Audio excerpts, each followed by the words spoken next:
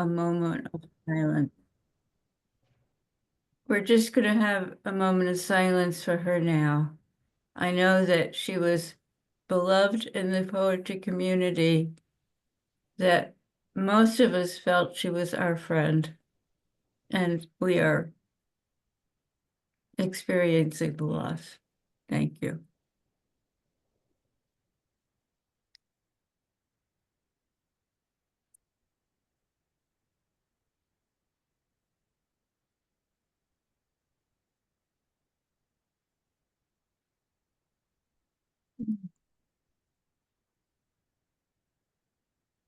Thank you, Holly. Sasha, shall we start with some wonderful poetry? Yes. Hello, everybody. I'm Sasha, the curator. Welcome to Images, Then Words, which is a juried exhibition that opened on January 9th and closes February 14th, so only a few more days to see it. It is viewable in person at the Menino Art Center and obviously here in this virtual 3D gallery. This juried exhibition features 54 word artists responding to 61 images by 47 image artists.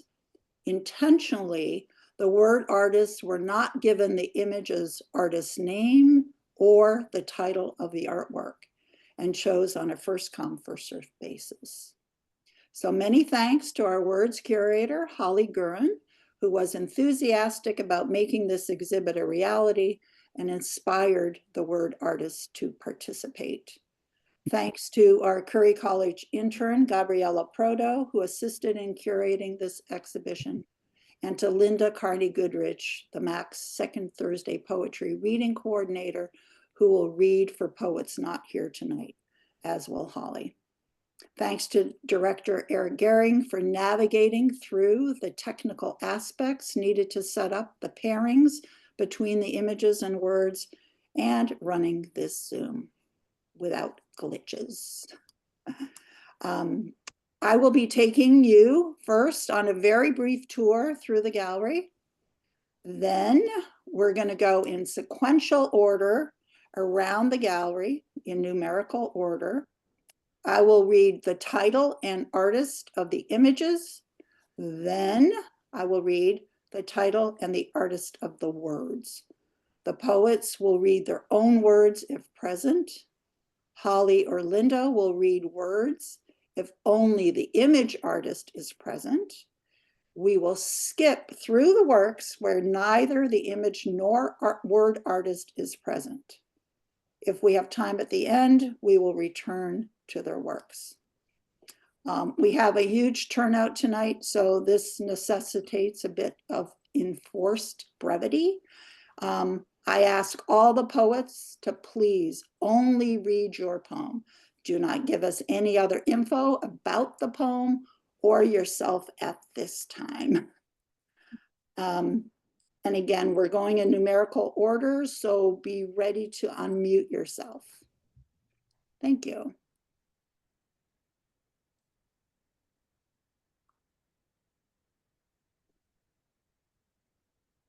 We're going to get started with a brief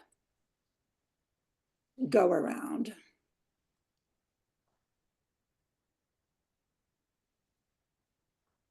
I kind of need to drive this, so be prepared for a little bit of herky jerky.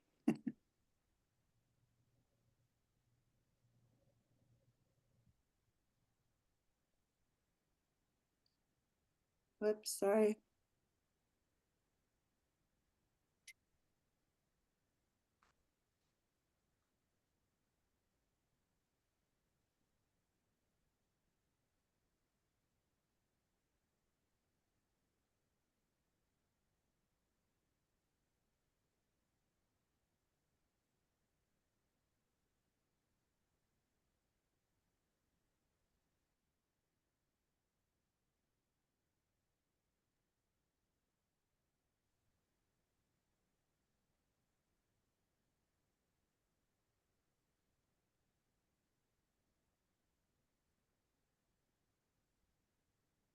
We have a second room.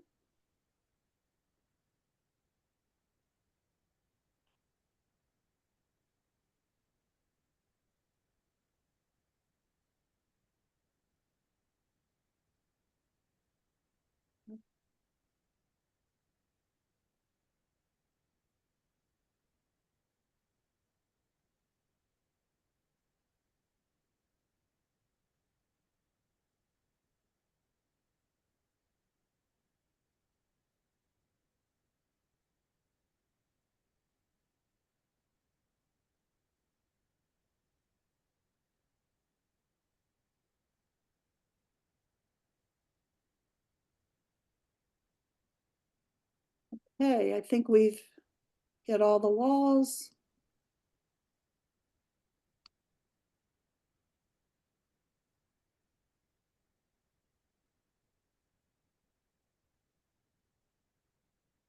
Okay. Oops. There you go.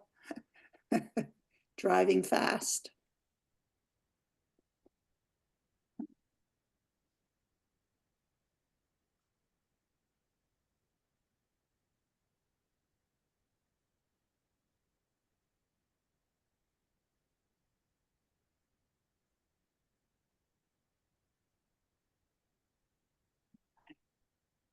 All right.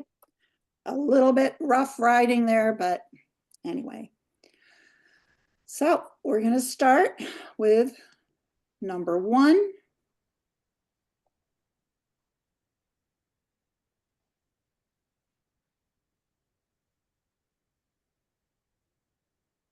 This is Dreamland by Marecha Helbertsma. Ways of Looking at It by Penny Callan Partridge. I'm going to read that one because Petty isn't here. I remember that time by myself on the beach. I was drawing my dreams. This land we are on is a boat in water, rocking sideways, now darkness, now light. But we also go forward with eyes, with thoughts. Even when we want stillness, we move with our choices, and the choices combine, blue and yellow, now green.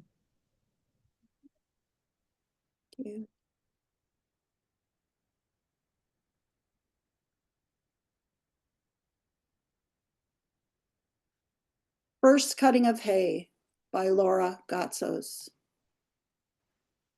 Green Ideas Sleep Furiously, read by poet Mary Bushner. So Mary is not here as of yet, and neither is Laura. So let's circle back to this one. Okay.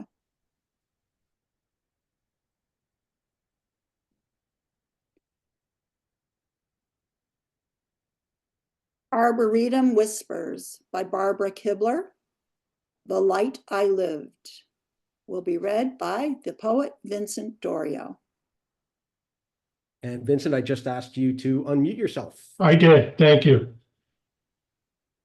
I spent the summers on my grandfather's farm, most of the day living in the trees. There was a girl named Patty who came up for 2 weeks every year. We became friends fast and spent that time running and climbing. We climbed every tree, but there was this special one. She would say that this tree was her palace, every branch a secret room. I felt that it was our ship to sail around this world and others. Standing at the wheel, using the stars to find our way. If we found ourselves in Edinburgh Castle, we would surely spend some time. If we happened upon Chateau de Chenonceau, we would walk the arched bridge and sail on home down the Cher River with the fireworks lighting our way. One year we came back to find lightning had caused one branch to fall. Leaning against the trunk, it became our drawbridge and our plank. We would pretend to pull it up to keep out pirates and knights. As her time to leave drew near, we spent most of our time in that one tree. Our time together seemed to last 2 months till the last day, when it would seem that it had ended too quick.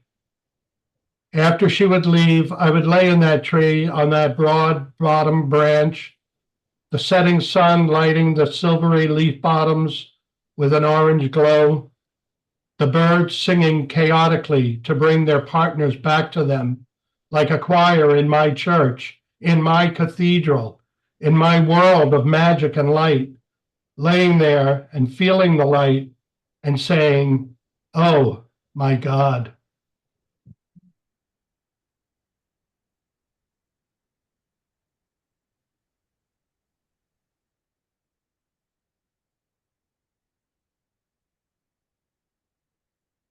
Hellfire, Drone, Destruction, Image, nor Bareham by Mary Russell. Space Angel by Linda Haviland Conte. Linda is not here tonight, so I'll be reading that. Space Angel. I speak for distant moons staring down at their planets, unfazed by the doings. Their crimes and innocences are one and the same to moons. I circle round, I witness. I have remote cameras and sensors reporting back to God. God sometimes checks the monitors. Earth's moon notes a strange shift. I challenge it to shoot some static at the screen to get God's attention. Perhaps God will take note. Things are burning.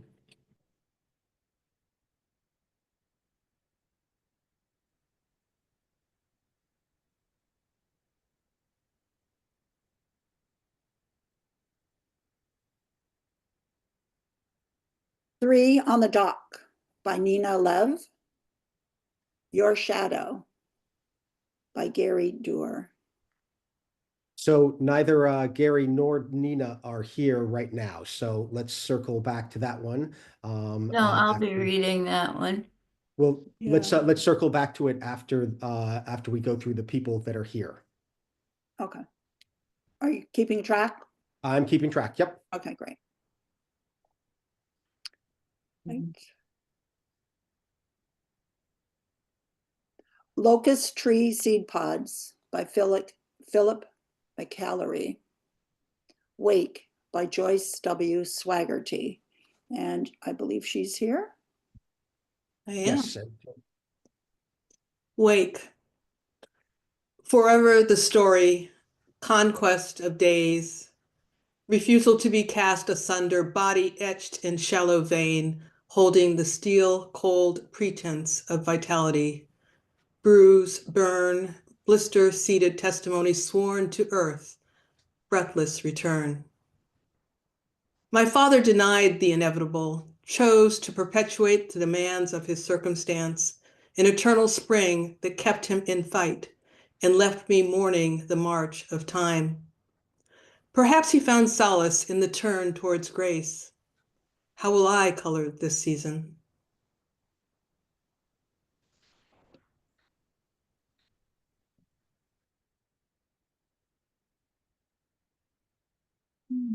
Did Ginny happen to log Jim in? is Or not Cassandra? here, Okay. nor is Cassandra. Cassandra. Okay.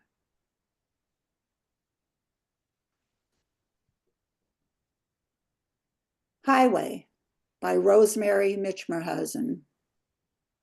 The Navigator, read by the poet Linda Carney Goodrich.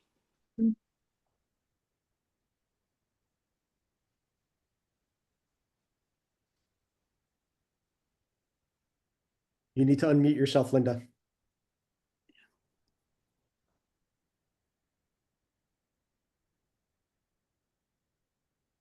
Is it good? Can you hear me? Yeah. Sorry. The Navigator.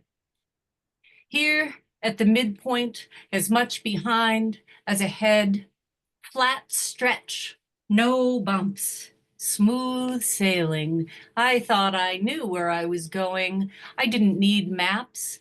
My mother taught me, she marked my milestones. She stands in my memory kitchen, churning soups, stews, family lore, wiping sweat from her brow. I always knew where I was headed. The path seemed clear enough. When you can tell time by the sun, what happens when there is no sun? Could I be lost, or is this just part of the journey? See me on the side of the road in the camper. In the city, they call it the breakdown lane. Every one of us looks at others through our own dusty windshields. All the past miles led me here. The story is unwinding. This moment is all I own. There's gray light in the distance, maybe smoke or trees. Suddenly, I see shark fins in sandy dirt ahead, a distortion, a trick of distance, my own thinking, warning or welcome. I'm letting go of past versions of myself. I'm taking a rest, laying down old stories, old fears. The sun after the gray is most brilliant. The smallest bits of new green bow and beckon, always this tension between the road and home, being together and alone, what came before, what's to come, the things I thought were mine, passing like mile markers and the two short yellow lines on the road, my next endeavors just over the horizon, conjured from yesterday's choices and dreams.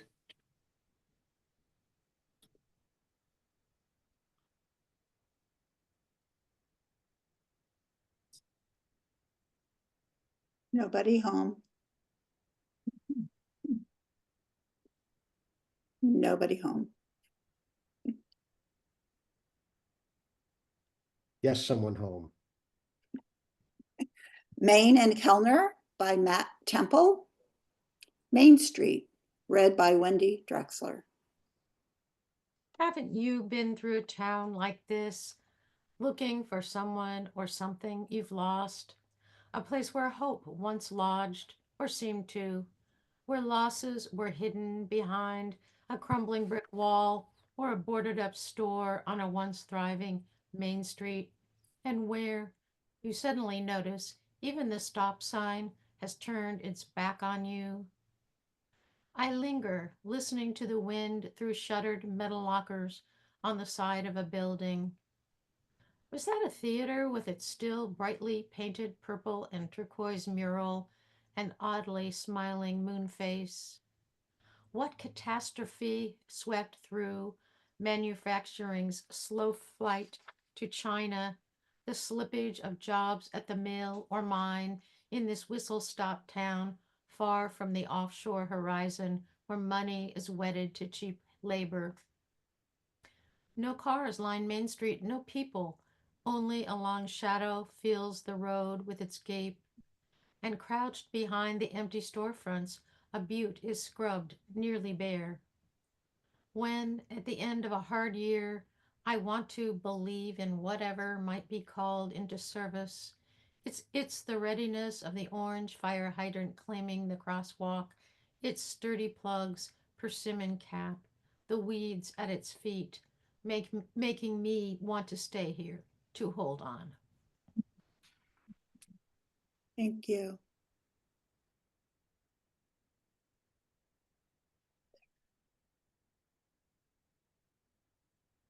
And yes, Kathleen is here.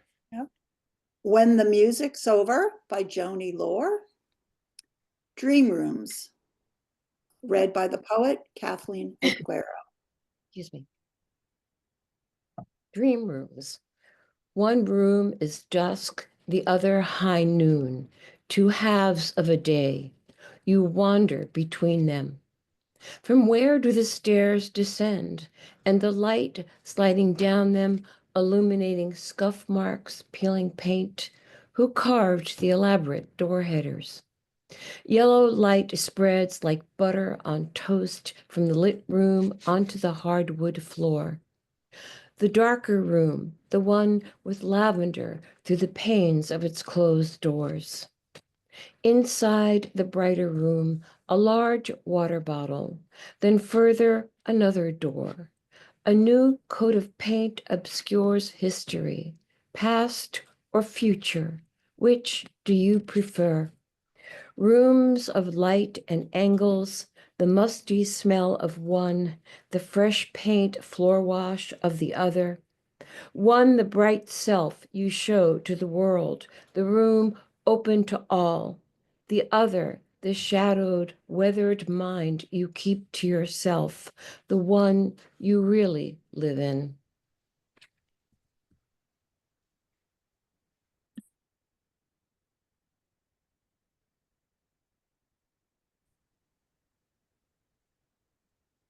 Sorry. So for this one, Joni is here. However, Barbara is not joined yet.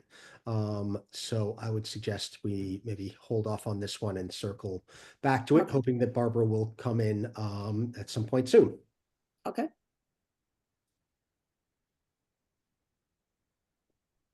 We know who's here. The Woodshed by Eric Gehring. BTUs by Julie A. Wright. Read by Eric Gehring. Before the unearthing, the axe, splitting time into verses. Bones there underneath, the shelter, waiting to be discovered. Bring to us the cart, hauling time together. But time unfolds, the place, releasing captured light. Burning through us, the fire, deciding our next verse.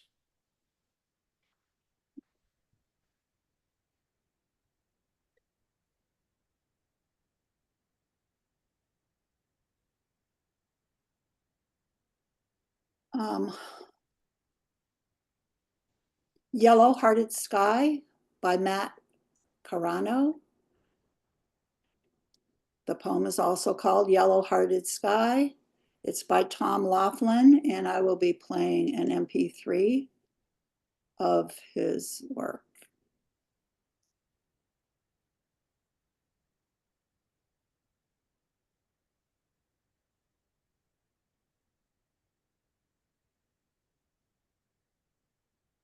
Yellow-Hearted Sky, in response to a painting by Matt Carano.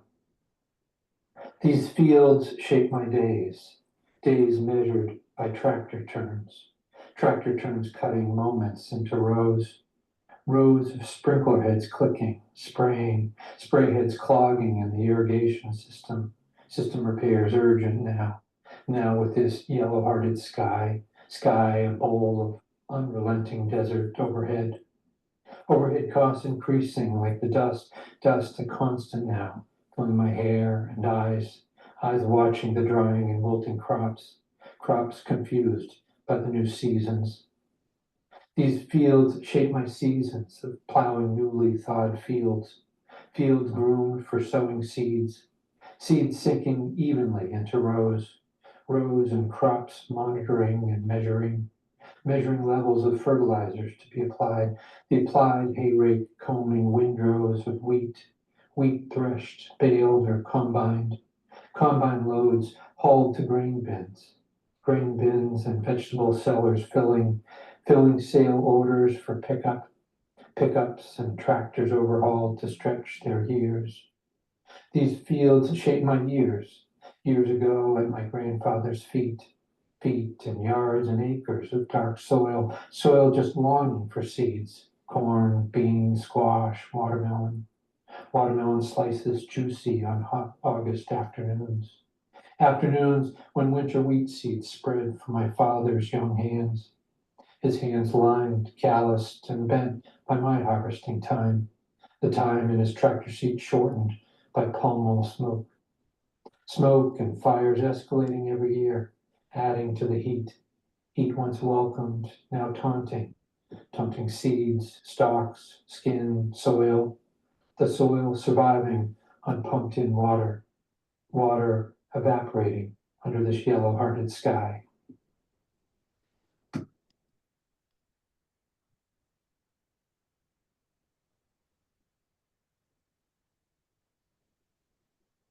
We don't have anybody. So yeah, neither Anne nor Nancy are here. So let's go on to No one's there. Emily. No, Emily. No, go back. Emily Williams. Joe Webster is here, and he will read his poem. Oh, okay. Okay. Thank you. Lightly Tethered by Emily Williams. Boxes by Joe Webster. Boxes. Sometimes desire comes in a box, a white rustling box that lies quiet in an inner place of need. Perhaps there are 9 boxes inside the first, for 3 leanings, for 3 wantings, for 3 achings. Each box laced with shapes and colors, olive green seeking circles, crisp mustard searching squares, coordinates and intersections of forms. Maybe our fantasies of fulfillment are neat and orderly waiting for us to undo them.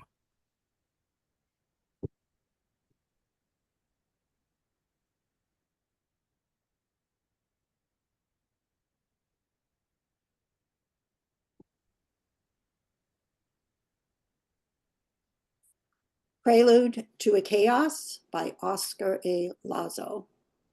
A Distant View by Cheryl L. White. And this will be read by Cheryl, if she's here. Nope, it will. By Linda. Yes. Yes, Linda. Okay, I didn't have that Yeah. on my list, so just will you scroll down? Can I see the whole poem right there, Sasha? No. Okay, so just scroll as I read. Yep. Please, thank you. A distant view. Some days the world seems far away. All it meanders.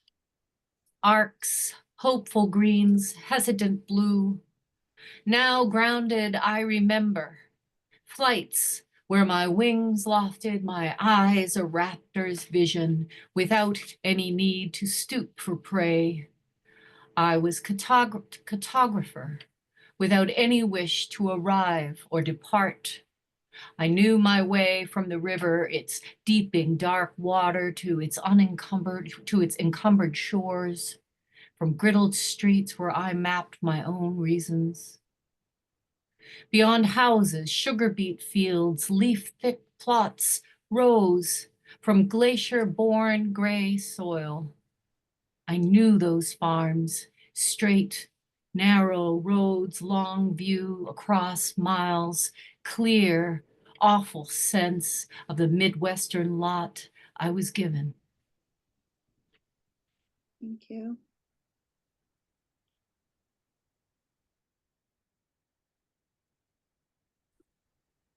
I don't believe we have anybody.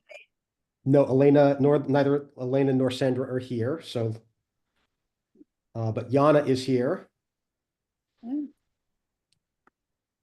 Spider Crawling Up the Wall at Sunrise by Yana Froehlich. And Pastel Dreamscape, Molly Lynn Watt. And I think you're going to play the MP3.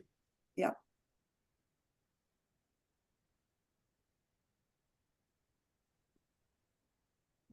Pastel Dreamscape.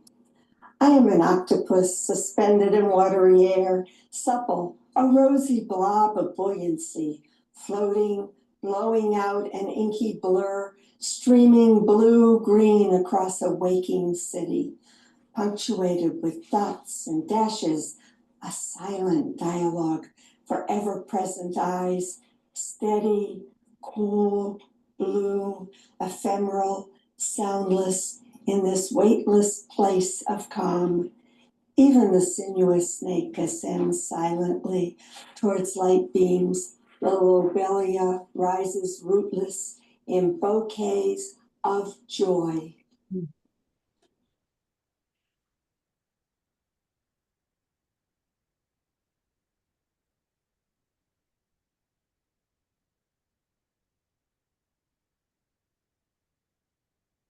The Depths by Annie Yeoman.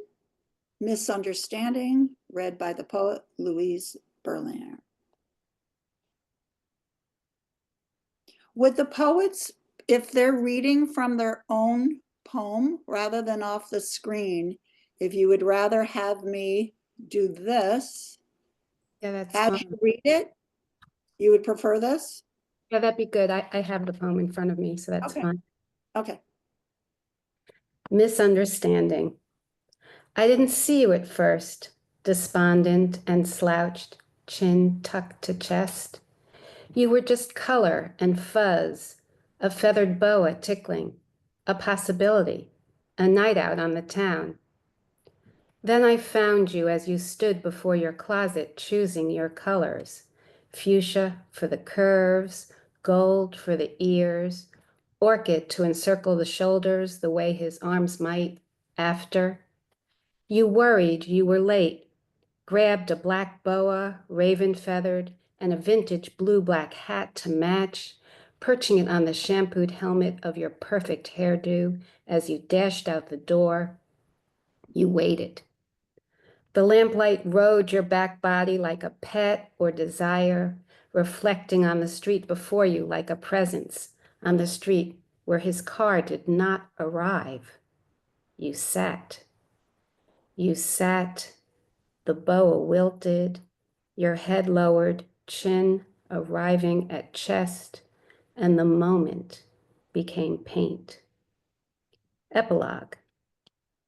Beyond the frame, a flat tire and someone rushing around a corner into all that fuchsia, a smile blooming on the tilted face, color unfurling on the damp page. Yeah.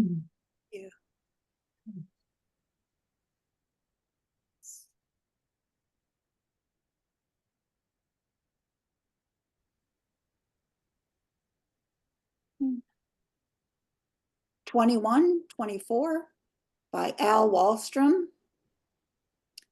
Burst by Joe Webster. And he's here. You can remove the text if you want. Okay. First, and you would shape up against yourself, set in the seething fire of your own thoughts. You trail wonder and worries from the odd spaces that careen in your mind. You fly in fire to release your demons, your house ablaze with windows. Cracked blue window on pane, smote green window careens softly doubting, brick dull window of memory haunting. All proceed to enter the black hole eye of your soul, the white-black wisp of your being, the eternal now, the eternal not, the eternal will. Thank you.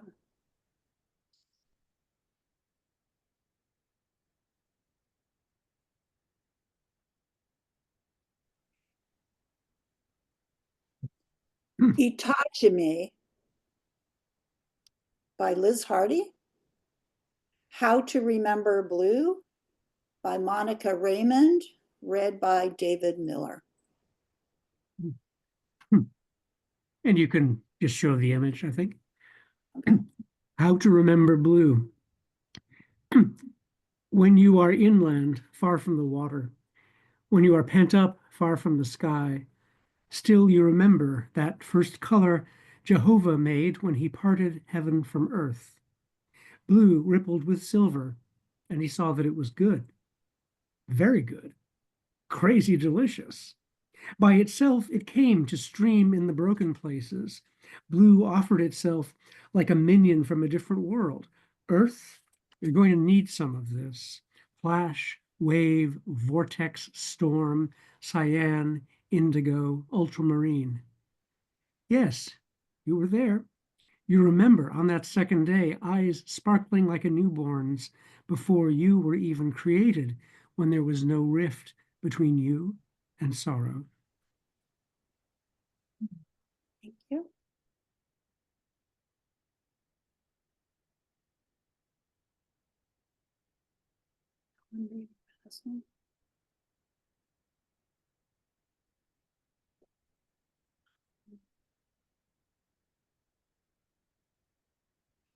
Oh, sorry. Nobody's reading for this.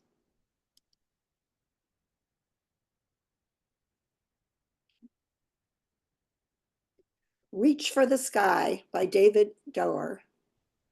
Tulips Drift by Holly Goran. Then snaky green stems lift the flower's fleshy petals, tinged with regret, when the finer buds press pink lips and reach for what they will not kiss.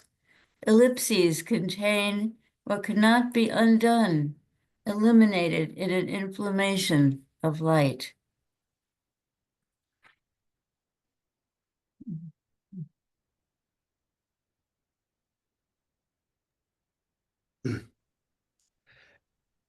And John Gavoni is here, as is Mary Buchinger, I thought. Yes. So Mary can read her poem. Okay. Winter Treat Forms by John Giovanni. Haiku for Writers by Abigail Paget. And Oh, this is one of the ones that has two. yeah. And Oh. Shall I read it? Oh, I see. It's right here. Yeah, I'm sorry. Yeah. it's okay. Parable of the Painted Burr Reeds by Mary Buchanan. Thank you. Parable of the Painted Burr Reeds. See how each leans on another, ruddy and earthen, blue veined and green, singular stalks and blades join to rattle the wind.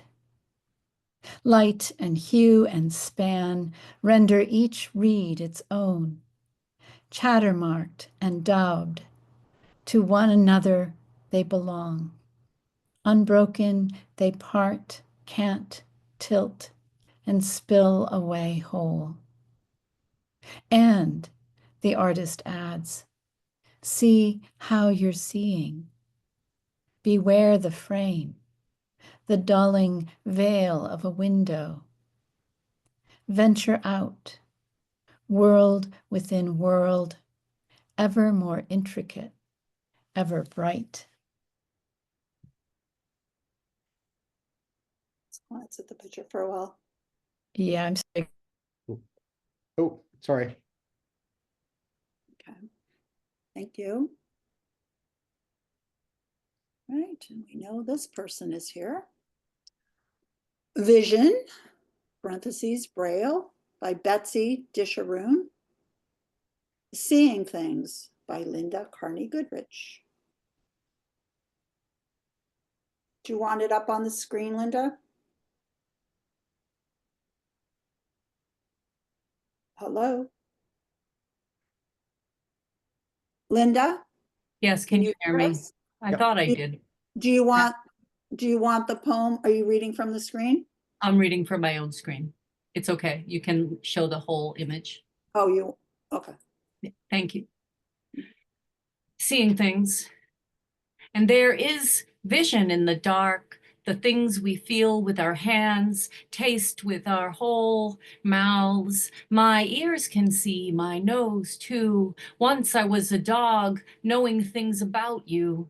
Before we met, while you were still out of sight, I knew what you had for breakfast, the names of your dogs, what I'd call them anyway, your rough hand scratching behind my ear. I could see you wanted me to like this, but dogs don't have to be polite. I once was all burnt orange, fiery, courageous. Too many people don't see what's right in front of them. They only trust their eyes. Eyes mislead in so many directions. My colors glow brightest inside. I once was electric pink and blue. Words traipse through me like thread in a sweater, showing me all I knew I'd need to see. I'd feel each letter, each mark unrelenting under my fingertips, the knowing unmoving, the images etched in my mind so deep I don't need eyes to see. You can tell a lot about a person by how they behave in the dark.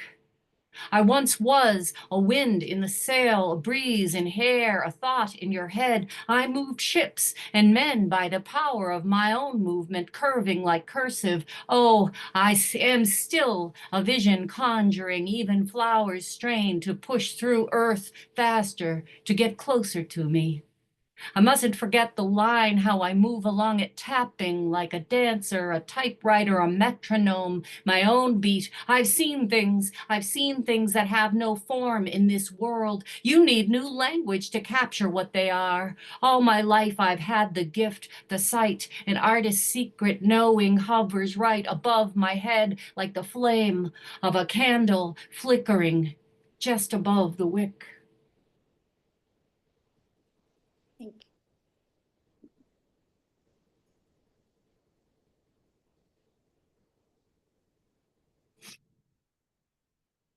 Gateway by Joan Kent. Seven Seas, read by the poet Jennifer Markell. I have the text, so you can remove it. Okay. Okay. Seven Seas.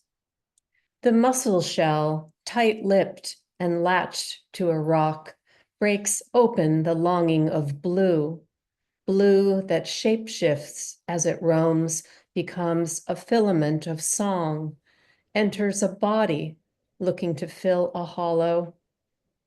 It leaves behind a tattooed moon hovering over the waves, as if the sea had called it home.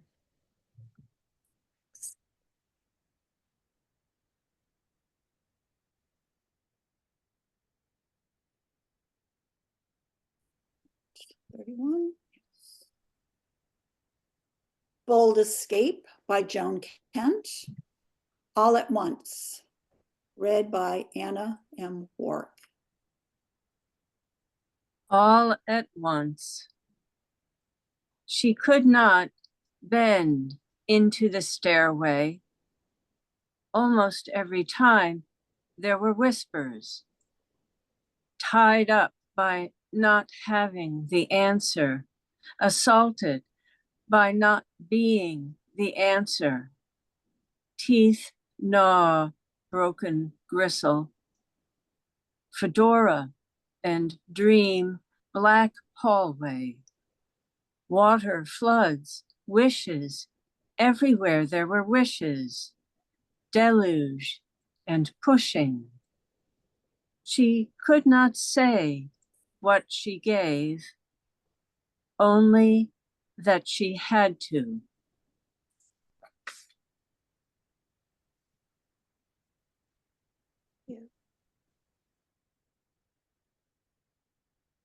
I don't believe Kurt or Susan are here. Nope, neither of them are here, Okay, but Marjorie is here and you are here. yay.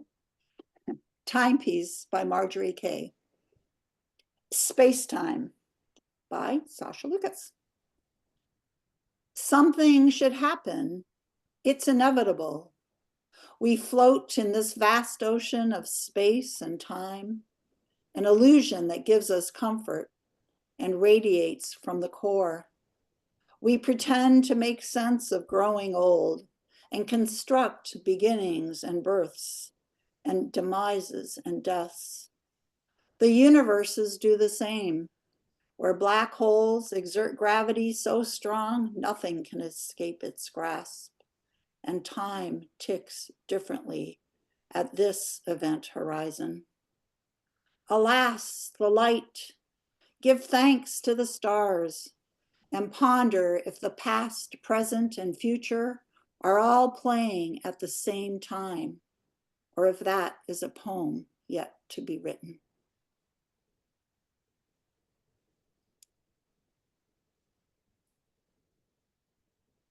Okay, we have I Prayed to the Birds by Lane Gifford. Today the birds are full of many colors. So I'm not sure. I think Elizabeth Quinlan is with Vincent. I just sent him a chat message.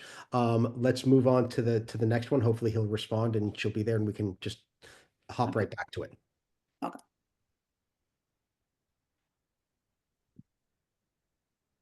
Taking Flight by Victoria Bociccio. Great Blue Heron by Vivian Shalom, and she's here. Vivian is here and I just asked her to unmute herself. Do you want the words up or off? Off is fine. Okay. Great Blue Heron. A heron stood at the edge of a pond, its sparkling blue-gray feathers tinged with white and brown, a rich brocade against the satin sky. The long, skinny legs miraculously held the creature upright as the magnificent wings folded, lifting to take flight. Suddenly, I heard cries from years ago. Chicken legs! Chicken legs! Look at those chicken legs! They poked and prodded me, lifted my woolen skirt, piled on top of me, left me lying on the ground.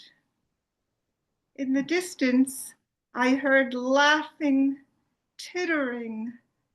Slowly, I got up, went home straight to my room, and wrapped myself in my blanket, trembling. The blanket was stuffed with the softest feathers that kept me warm and sleeping for 3 days. On the last night, my mother woke me for soup. I fell back asleep and dreamt that the feathers in the blanket became wings, magnificent blue-gray wings, like a great blue heron. I flew out of my window into the satin sky, looking down at the children as I soared above them. They were so little, so ant-like. I realized I could crush them if I wanted. But instead, I felt sorry for them. Little legs, little mouths, little lives. My life was a sparkling miracle.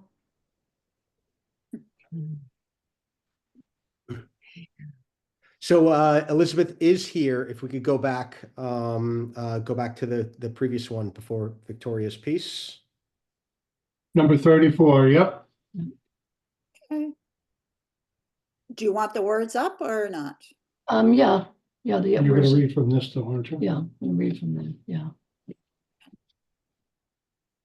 Okay, go ahead. Lainey Gifford, 34, I Pray to the Birds, fabric collage, 24 by 24. And yeah, Elizabeth Quinlan. Today the birds are full of many colors. They fly and sometimes watch the trees and sit on the branches. Their brilliance is a joy. Above the sky, they fly higher and higher. They go towards the mountains free. What songs they make, calling to each other. I can hear their wings as they fly fast. Sometimes they call to each other. I can hear them far away. The blue jays are very loud, though they are beautiful. Some of the birds fly down to rest on the branches, the bridge, or in the grasses. Then they fly away again. I can hear them, but do not see them. Then so swift the crows leave in groups the loud screeches as they chase the hawks. Sometimes I see one on a pole. The sky is deep blue today with the white clouds. Soon the dusk will come, just before the night, when they float up into the atmosphere.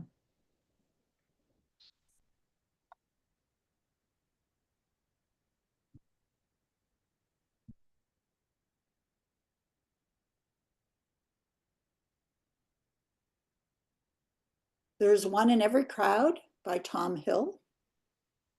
At Al Sultan Beach, read by Miriam O'Neill.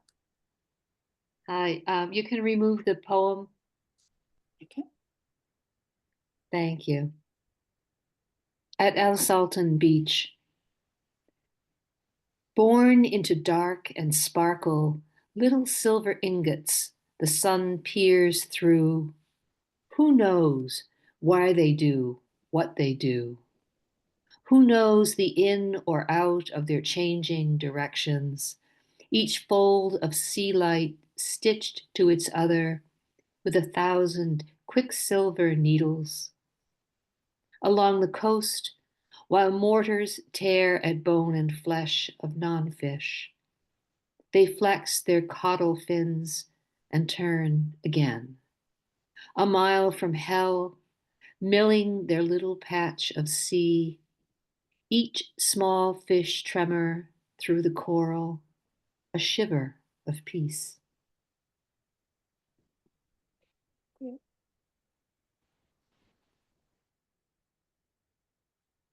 So we can skip the next three. Elena is not here, nor is Maria. Mary Hogan is not here, nor is Maria.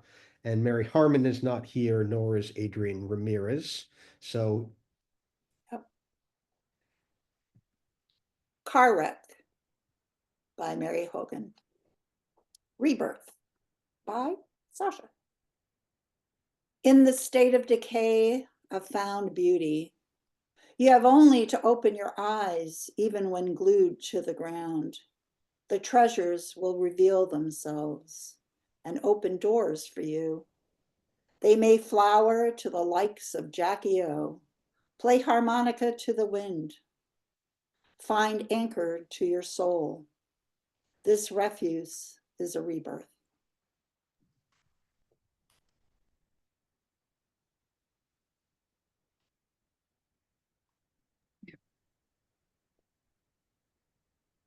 A Single Virtue by Catherine Cadian.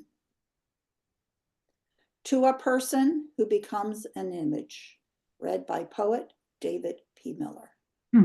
Thank you. And let's just look at the artwork. Okay. To a person who becomes an image. Put your lips together. Close your eyes. Picture your face's image living behind your lids. Where do you hold the muscles? There's a message. Look, cursive penmanship. A person's hand connected one stroke with the next, trailed marks across paper. Whose is this? It might be your grandfather's final letter to you, which you cannot find. It might be one you wrote to that friend you slept with once, well, twice, the letter that ended your correspondence. Now, what does your closed face do? Do eyeballs flutter behind your lids? Do corners of the mouth contract? Let your face float into 3 snapshots. 1, nose, right eye and cheek. 2, left eye and cheek, ear. 3, mouth, chin. 2 of these fade to grayscale as they drift. See pieces of your face at rest, hovering just above a weathered backdrop. The letter surfaces between and behind them. Look at it one more time. Now, how is your breathing? Has anything tightened? When will you read it?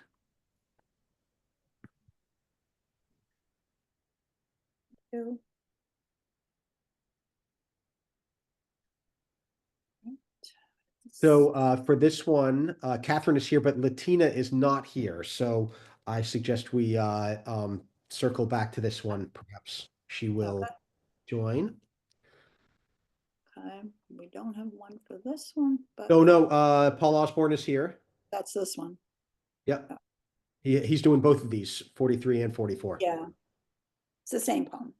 Skulls in Rust by Stacy Shore. The Forlorn by Paul Osborne. Do you want your poem up, Paul?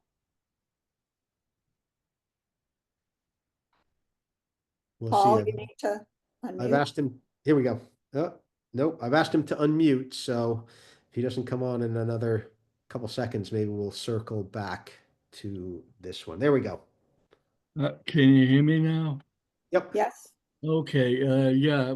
Just the photo of the painting. Okay. I know that all under the sun decays. There is nothing that returns when it dies. Shrouds of finality often come at night, accompanied by haunting sights and cries. You come, powerful, dreadful, without pride. The best of us and the worst go with you. War, sickness, age, and tragedy are yours. You wait, strike. Have you nothing else to do? After dark, light. sunsets and dawns. I see I've found resolve to face eternity, even if it stands in a group of three. But if a fourth one comes, perhaps I'll flee. Thank you, Paul. So for the next several, we'll want to move through them and save them for later. Shoshana is not here, nor is Anastasia. Okay. Next piece. We have a MP3 for this. Okay. Should we do it? Sure. Okay. Yes, we do. Hold on. 45. Pareidolia. What is the sound of snow already fallen, cursive swirls half murmured, tattooed in ice? 2 moons overlook pines as if twinned faces pull me, mother, father, hidden sister. And I, prodigal, stand alive, alone in night's blue wash. A voice calls in its silent utterance. I hear it as my own begging for a new name. It billows the dark. This must be how the ancestors make themselves known.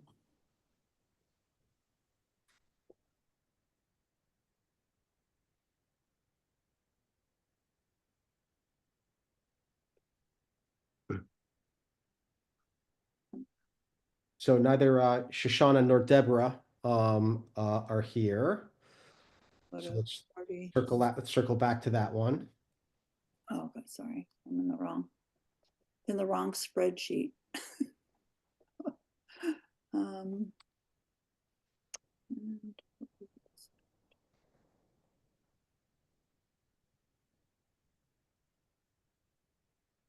Is Barbara here? Barbara is not here. Okay. So we're gonna want to, and we're gonna wait on this one too. Yeah, we'll circle back to that one. The Matthew poem is here. is very long. So we're gonna wait on that one. And then the next one is Barbara and Mike Ball, and neither of them are here. So let's circle back.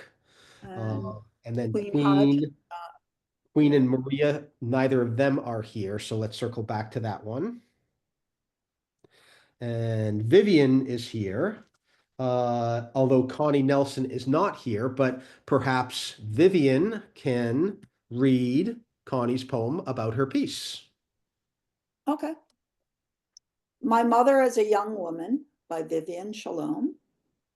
Waves Bring, Waves Take by Connie Nelson. Vivian, are you? Yes, I'm unmuted? here. Okay. Waves bring, waves take. I've watched these waves come in before as a young girl's worries mixed with those of war. Now the boys are home, some stretched out on the sand. We girls could laugh and flirt. Which one might be our man? Waves brought in dreams of kids in tow. We teach them all they need to know. We'd weave tales of far off shores.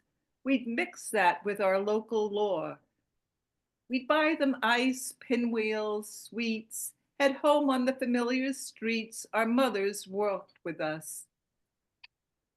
A shop or two might change hands, but not change like moves to foreign lands.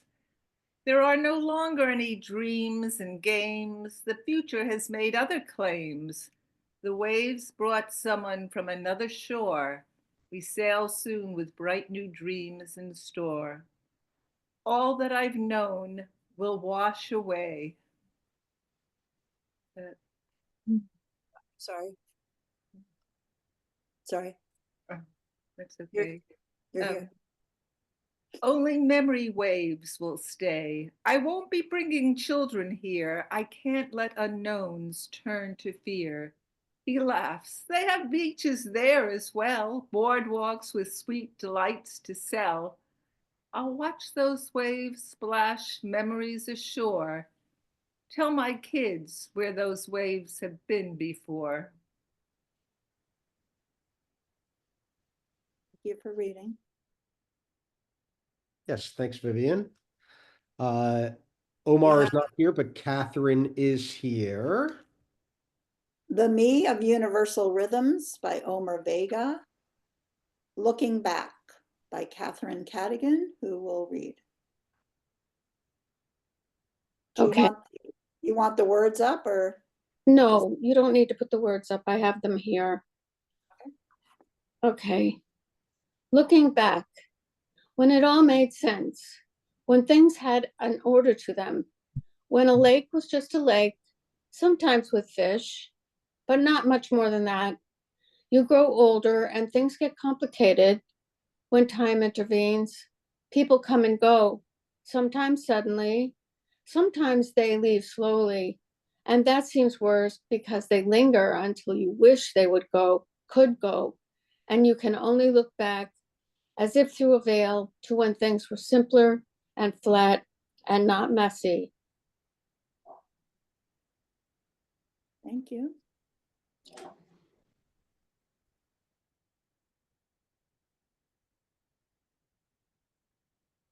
Unease by Lisa Murphy. Her Fingers Press by Holly Garan. Yeah, you can just leave the image. That would be nice. Yeah. A forehead too full of worry and lists too near a tableau of beige notes pushing against the blue, circles, rectangles, illegible ciphers. She cannot read her future. The present's headlights glare across her mind, her body. She wants to pull down the demanding notes, allow the blue to become dawn sky on a cloudless day, over a world reclined in peace. Thank you, Holly.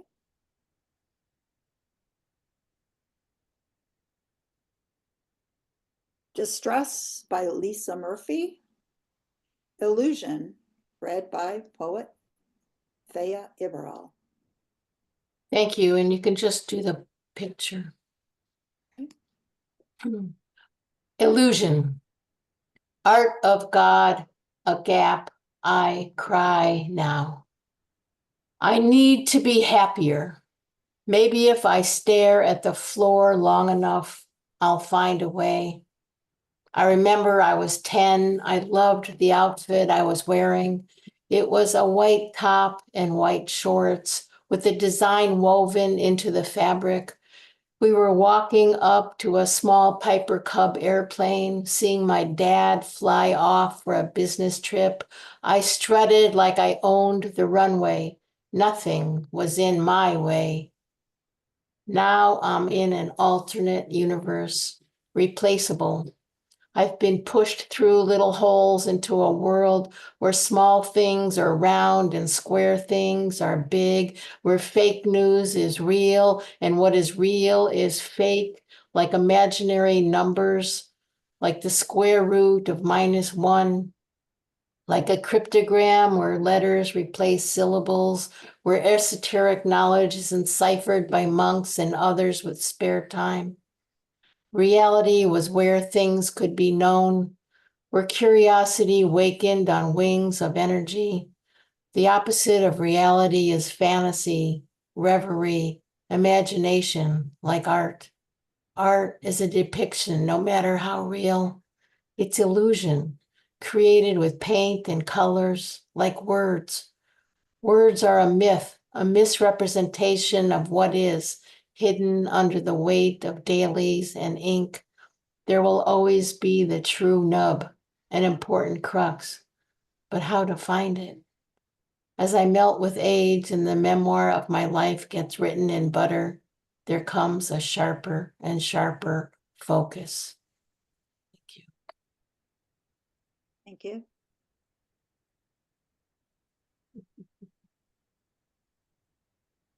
We have Living Statue, Barcelona, by Tom Hill. Flash of Gold, read by the artist Marjorie Kay. I have it here, so you can just put the image up. Flash of gold. You felt I would lead you to golden shores. You feared that I would ask you to endure the trial as if you were a biblical entity. You wondered if perfection was a prerequisite.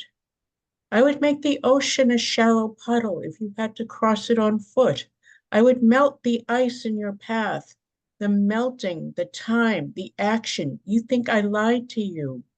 You think I lied about your own vast and secret garden, about your reflection in the golden warmth of a million suns.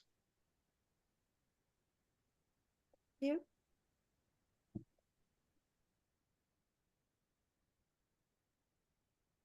So Gail, no, go back. Gail is actually here. Dell is not here, but perhaps someone, Holly, you can read Adele's poem. Okay. This is called Back from the Fields by Gail Boss. Recycling, oops, by Adele Rothman. Back to 1921, Picasso's three musicians cut out shapes, collaged over cutout-like shapes. Gertrude Stein called it a still life. Picasso agreed, or said he did. Gail peeps into the past, see her there, reworks the past, very brave, rectilinear, subdued, sharply clear, except for the smudgy flowers. Can the newspaper hand mean stop? Small sketches with the whole, layering, obscuring, adding depth, motion, rhythm at a fast pace, fun.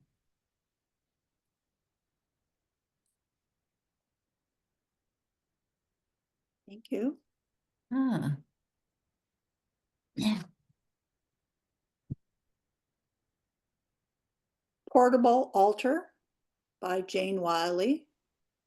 Where His Head Has Been by Susanna Kittredge. And I'm going to play an MP3.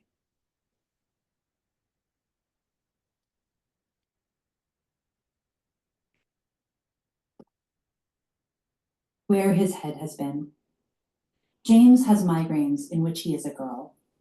It is very difficult for him to explain this to people. He begins seeing stars. He calls them stars for simplicity's sake, but they are more like vibrations in the ether or sunspots made of colonies of electric insects. Then seems to feel his hair grow long and yellow.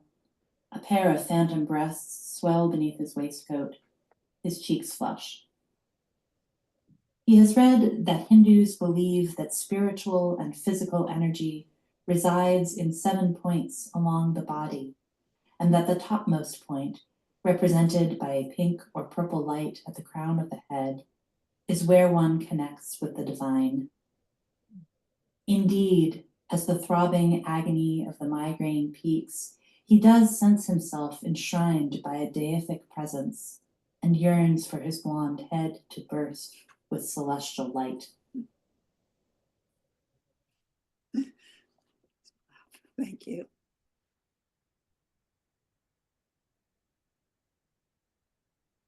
Landscape with Alien Family by Jane Wiley. Through the Looking Glass, read by Phyllis Bloom. You can get rid of the writing. Okay. Through the Looking Glass. Alice has been dwelling in Wonderland, in books and dreams of children since 1862 until today. Today, she wakes into a strange, vibrating world of ice and illuminations. Objects melt into vapor and reappear in other forms. She is on Earth, but it is the year 4000. A queen appears, but it's not the Queen of Hearts. She's iridescent with arms extended, telling Alice without sounds or words to come closer. All is silent except for high-pitched clicking sounds in the distance.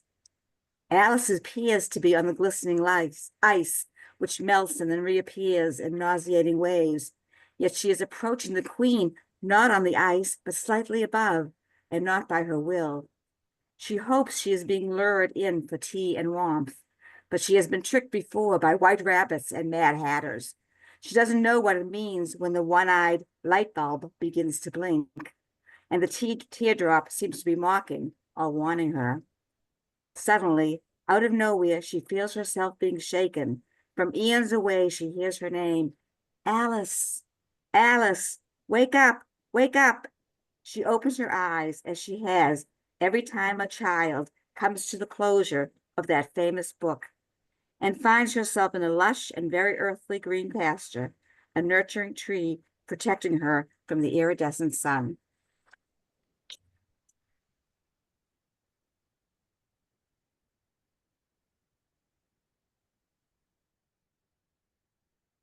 Weaving Unraveling by Erica Nazaro. The Committee, read by poet Thea Iberal. The Committee. When I was 6, I realized I could hear myself think. A voice in my head helped me with my arithmetic homework. It grew from there without my being aware of it. Solutions became opinions, which became judgments of me and of everyone else. Replaying conversations of all the I should have said's, the I shouldn't have done's, the could have done betters, the what was I thinking? The voices told me how stupid I was, how insipid my parents were. The voices had the goods on everyone, just like Hamlet with his soliloquies. Even though I was unaware of the voices, I was addicted to them. The voices became a committee, 39 people yelling in my head, loud and angry, arguing in a loop of poop, like what happens on social media, a facade of faces not getting what they think they deserve, voices judging everyone on a train ride, obsessing into a volcano of fear, the blue highlight sadness, the orange loneliness, the brown and green face with livid eyebrows and red lips, the white ashen face with disdain tears, the dark hole of feeling threatened. There's red rage, the curly-haired questioning, the high-necked somber mystery, the apple green body of assuredness, the harlequin green of victimhood, the sideways smirk of superiority. I've heard that not everyone has an interior monologue, which means I can stop mine and meet the real me. Maybe I'm not a committee of voices. A little baby floats. A child has innocent eyes with turquoise thoughts. Stop, stop, sit, be in silence. If I listen intently, I can hear my own voice. I can hear that sweet child who loves the smell of spring, who chases after fireflies, and who blossoms when riding a green bike. I can hear my own soul. Thank you. Thank you.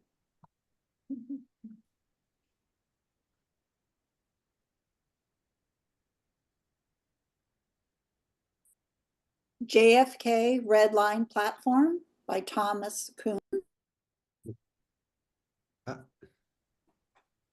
Sorry, Sasha, I accidentally muted you. JFK Red Line Platform by Thomas Kuhn. Homebound by Joseph Kloponis, and I believe he's here. He is here. Would you like the words up or off? You can have them off. Okay. Homebound. In this, the hour of lengthening shadows, they stand close, anonymous congregants, waiting, shuffling in place, toe tapping, shifting weight from foot to foot in a dance of anticipation, peering ahead as if peeking will shorten the waiting, bring them closer to their destination, away from the gritty indifference of the checkered floor and the cooing of the pigeons in the rafters, closer to friends, family, aspirations, to whatever will assuage the desire to move on to whatever might be home. You?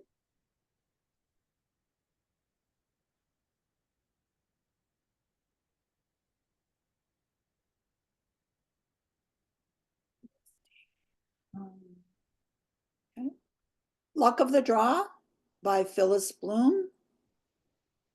Roll the Dice by Nancy Marks, read by Linda Goodrich.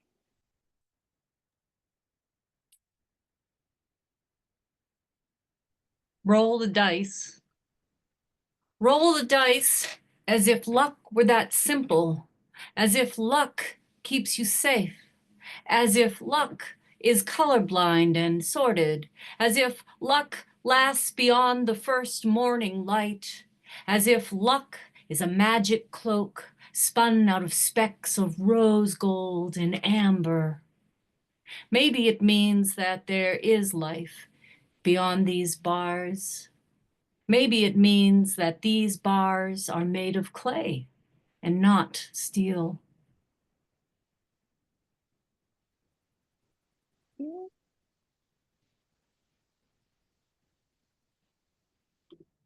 We've come to the last one, and so if we have time, we'll go back and repeat after this. Those That Are Left Behind by Phyllis Bloom. Street Scenes in a Time of Chaos, Vignettes of Loss by Jana Maria Froelich and read by her. You can take away the text. Street Scenes in a Time of Chaos, Vignettes of Loss, Jana Maria Froelich. In the night, lantern-lit windows shine onto streets and well-worn paths. Stories emerge. 1. She and her child have come home in the dark of night to her family, refugees in a foreign land. Tears of welcome, arms of warmth greet them. She and her child had been prey in a dangerous land full of horror and fire and death. They are the lucky ones who escaped. They will live to tell their stories, to sing the songs of their ancients, to beat the drums of truth-telling when the time is right. Their bodies may seem whole, unscathed, but their souls will be in grief and turmoil and fear for many moons of time. 2. Two sisters meditate upon an ancient key. This key unlocks their family's centuries-old door, perhaps weathered by time and war. But the welcoming door exists in another place, another time, and that door might now be the residence of the thief who stole the house, or the door may not even exist after so many moons, after so many seasons of fear and flight. Will they ever be able to return? 3. A man reaches up his arms in supplication. He mourns his love, though she is right there before him. She is wounded, dying, and her face looks to the night sky. She knows she is soon to be leaving her body to rise to the sanctity of the stars. She feels the pull of light on the path to the beyond, which we, still living, can never perceive. He also knows her soul shall live on, that she will always be with him, even if just in his mind's eye, and as a strain of melody in his beating heart. A forlorn future awaits. He may not survive either. And who will mourn him if he dies? He is the last of his family to be alive. 4. Someone stands alone, his family's home and belongings burning before him. He wonders with streaming tears and a heavy heart, how could I lose that which I built with my own hands? Why did they destroy what was so beautiful, so much a part of this place? Will he walk away from this destruction, or will he turn and fight, one man against an oppressor of immense power, whose eye lacks a soul? Epilogue. Why? We ask ourselves that question, and there will be no good answer, for the only useful question is, what shall be humanity's answer when asked to witness, to save, to mourn, to heal? Thank you. All right. So Okay. Eric, you're gonna tell me, I'm gonna open up the So we have, well, first and foremost, Mary Buchinger is here. She came on late, so she has one poem that we should get to. We have 20 pieces that didn't get their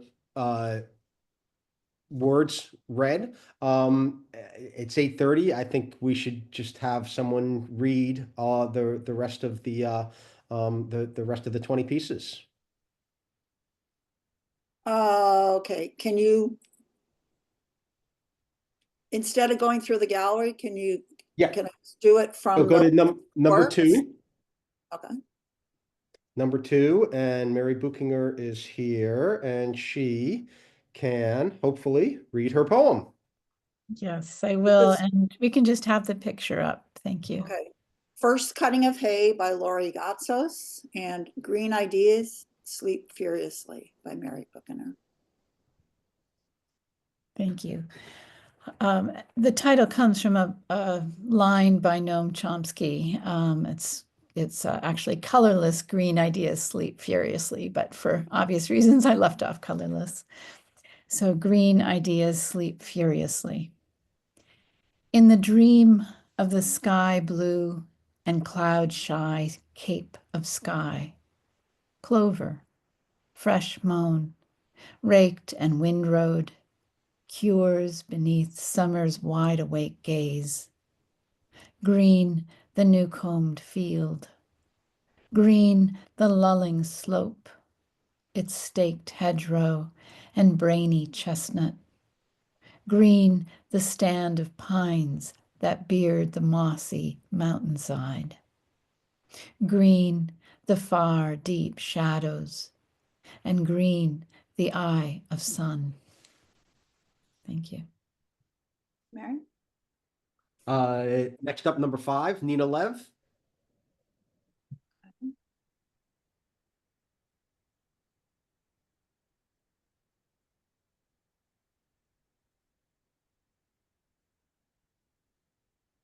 Yeah. Three on the Dock by Nina Lev. And the poem is Your Shadow by Gary Dewar. So we're having somebody else fill in to read. Sure. So Holly, could you read this one? Okay. Yeah. Your shadow. Your imaginary homeland lies wreathed in shadow, unreachable by boat or plane. You have to go on foot, one tentative step after another. As darkness rushes in, it's always raining. Always the end of the day, headlights flicking on against the gloom. Your shadow is a hole. You fall down, a wound you unravel. You always knew you would turn onto this street, just not when, not today. Thank you. And next up is 7, Ginny Zanger.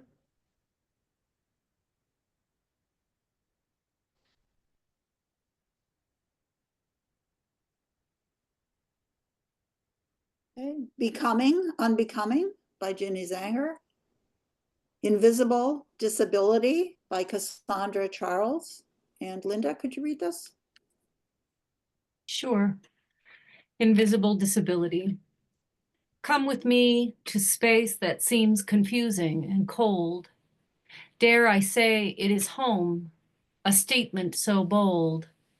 When my disability is shown, this is what I see. A map surrounded by what seems like debris is where my trauma lies waiting for me to climb into or out of my soul, Do I allow myself to drown in the liquid, dark liquid below? Or do I climb on each twig leveled to help me get to the top? They each twist and turn. Some feel soft, some hurt. On the surface, there is some relief, coolness to maintain the heat.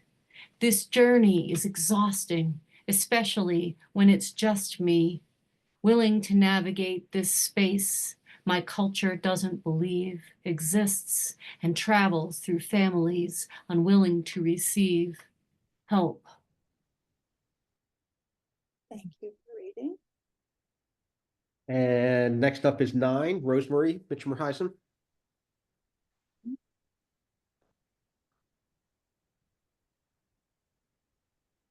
For Kate by Rosemary Mitchmerhausen. Names of Earth by Jim. And I think we don't have a recording for him. I'm sorry. So again, Holly, do you want to read this one? Okay. Names of Earth. We name the things of our craft with names of earth, tree, forest, leaf, root, node. We grow impatient when you do not or cannot see by closing your eyes what we do. It is true, the paths we follow exist only because we follow them. The ground we walk is of our own devising. The roads we drive are those we create. Our nouns are your verbs. We look into the doing of things. You see what we conjure, behavior from machines, drivers and systems, windows and maps. We seem wizards, guru, you say. Wizard, perhaps. The art is old and high. Tree, forest, leaf, path, node.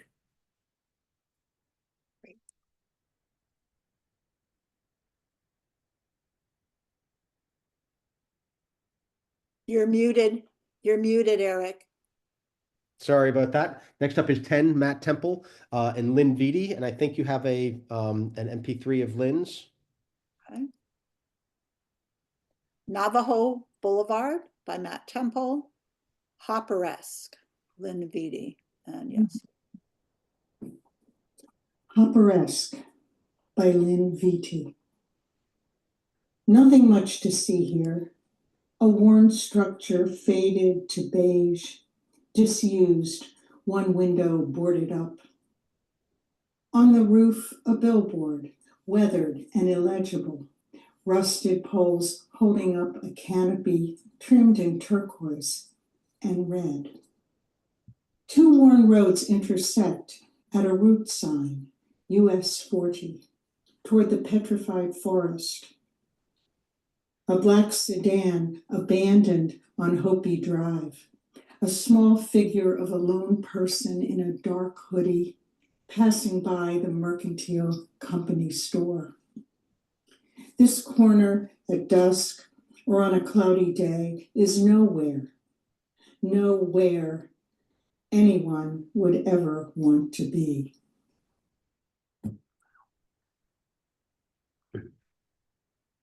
And next up is 12, Matt Harmon and Miles Friedman.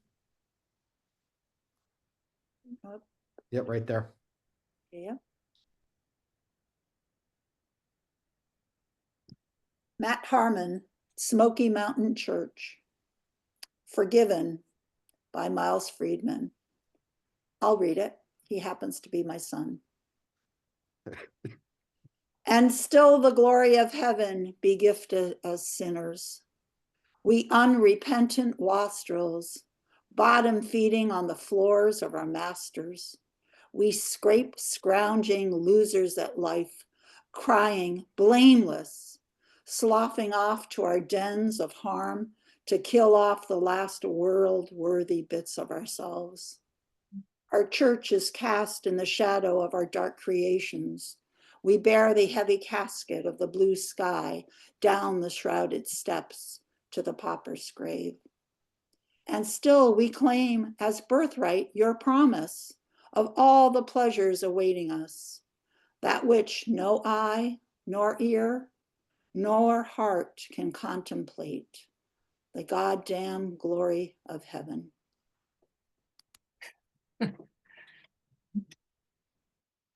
And next is 14, Joni Lore and Barbara Trachtenberg. Barbara never came in. Okay.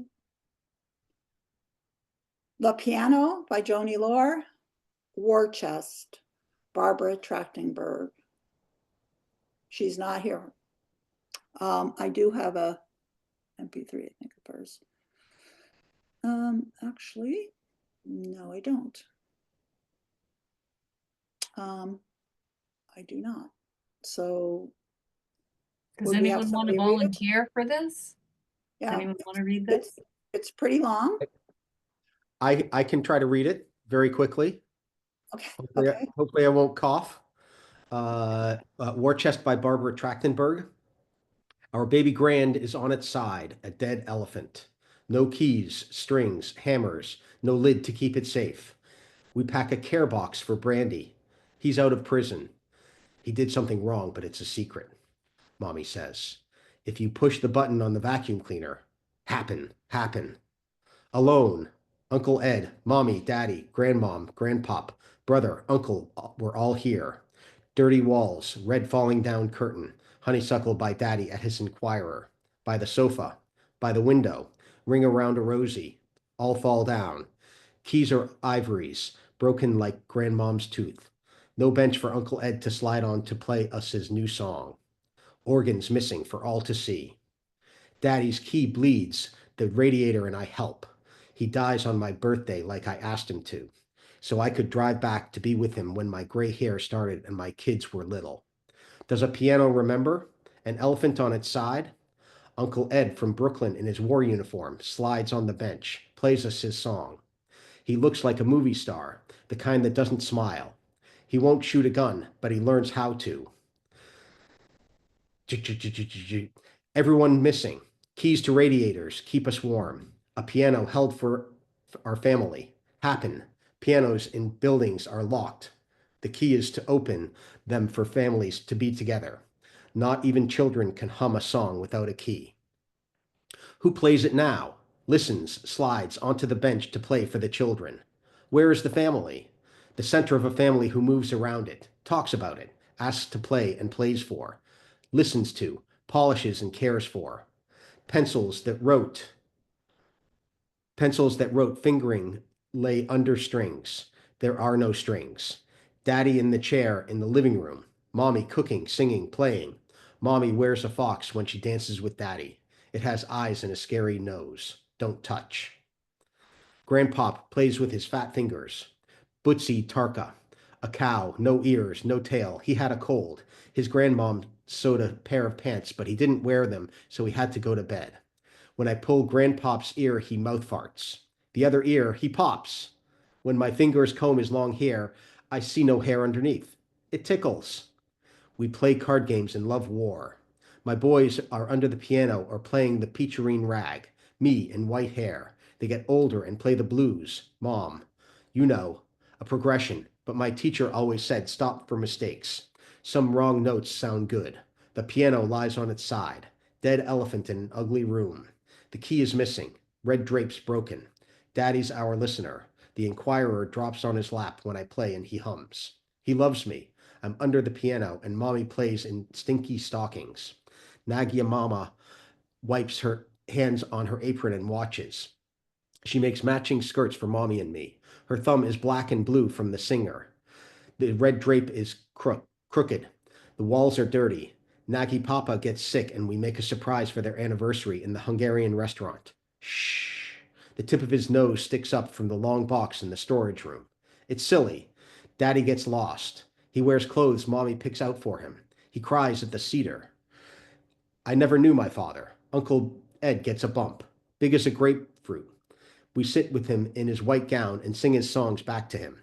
He doesn't smile. Mommy waves her arms wide from her wheelchair. Long ago, everyone had a piano.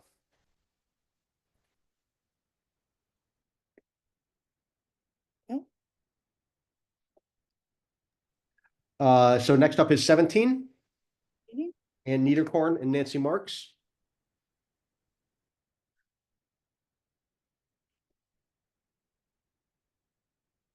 Bits of Sky by Ann Niederkorn, Cited by Nancy Marks.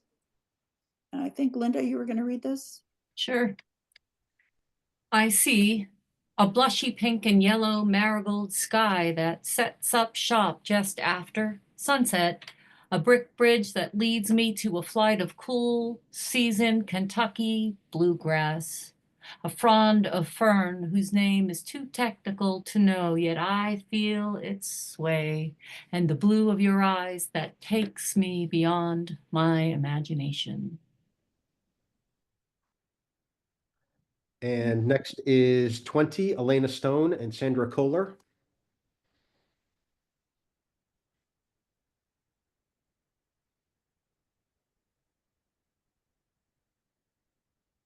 Passage by Elena Stone, Uncanny Landscape by Sandra Kohler, and I don't have a MP3.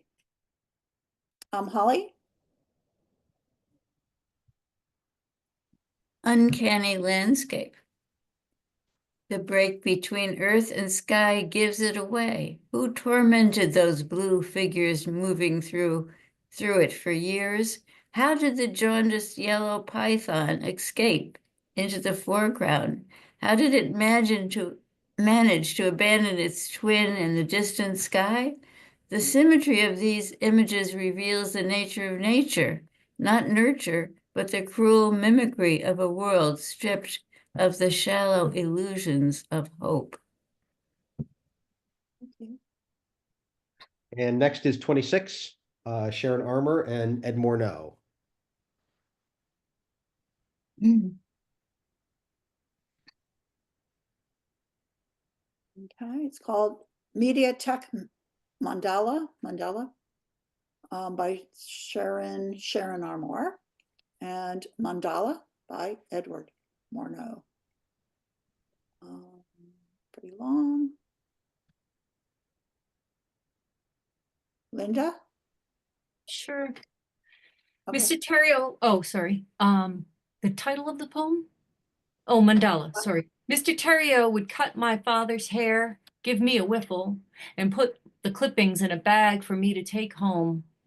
Under my toy microscope, they looked alive, moving, searching for each other and a scalp. My dad said, all things look separated from each, like a mandala. He had a funny way of talking, like Yoda. Was he dyslexic? He would invert ordinary sayings, and funny they were. Pass me over the table the peas, would you please? The new order my mom would defend. He's from Quebec. You still know what he's asking. There, a mandala. My uncle gave me a Wolzanok, reel-to-reel tape recorder. I recorded a disorder, a Thomas Paine speech for school. We fight not to enslave, but to set a country free, and to make room upon the earth for honest men to live in. I cut up the pieces of the magnetic tape like a mandala, not to enslave, but to a country free upon earth, to give room for men to honest live we fight. Amused, I owned the ethos of repuzzling, a reflection of chaos, a blueprint for the universe, to put back in array one's own order mandala new. For newspapers, I took scissors to words for a salad mix, imposing assertions, uncertain, holding hostage words, nonsense, nourishing sense, raw, efficient, formal, final, new planets and suns of thought, whirligigs and obliquity, Aristotle and Da Vinci, tangling with phenomenon, mandala. I saw freshwater hydra broken reassembling itself, a comic book panelized for being so wham and bam. Thank you actions and spaces and rhythms now more alive, rupturing time, subverting time, putting time within reach like a tardigrade impervious to everything my mandala. fathoms of bytes, digital scramblings, new quantum chaos.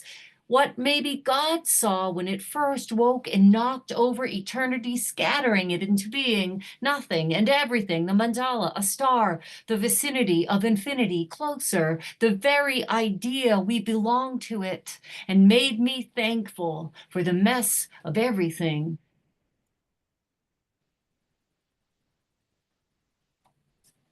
And next is 28, John Gavoni and Abigail Paget. Pardon me, 20? 28. So we did this one with Mary Buchinger, but Abigail has a poem for it as well. Okay, Winter Tree Farm by John Gavoni. Haiku for writers. Want to take it, Holly? Okay. 3 blank pages, no beginning, core, and end are bound in a locked tableau. While 1,000 pens marked within the ancient law, each a focused lens, politics, love, lust, history, betrayal, laughs, stories, battle, gust, till end when pages inexorably impose their rule in stages. Thank you. And next is 29, Betsy Disharoon. There are 2 for hers as well. Linda read one already, and Maria Luisa Arroyo Cruzado. So if you go down. Okay. Yeah. Beholden by Maria Cruzado. Does anybody else want to read? It might be too hard to get people to. Yeah, I think Oh, Thea, okay. Thea wants to. Hold on. Yeah. Hold on a moment.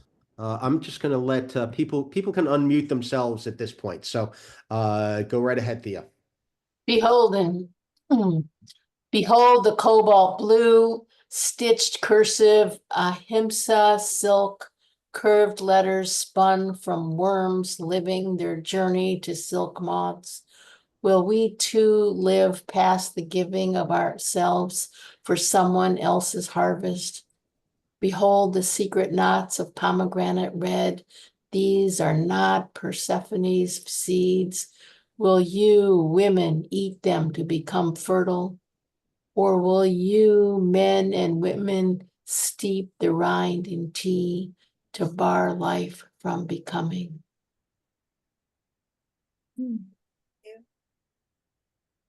Thank you, Thea. 32, Susan Strauss and Kurt Nahersey. We do have a recording. Yes, which is a good recording too. Yeah. Outdoor Lighting by Susan Strauss and Amidst Abundant Chaos by Kurt Nahersey. It's a clusterfuck, said excess to progress, bent and broken and grazed by doubt. Giving grace for the price of a token, a better shape, no doubt. Short scenarios of coincidence and providence, sorted, a tiny piece of blindness in my soul. Massive and intense story of necessity camouflaged within the arc of oblivion. A true blurt of breathe askew, arriving and delivered anew, frequencies summoned and turned into a delightful stew. A broth of abundant chaos, perplexing and uncouth. Behold a night of tasty solemnities, baked in a slow smoke. Create space, sets out with a shout, easily easing and teasing, nuance out into intention, into balance. A deliberate grace that appeases. Obsession and the power of the natural world.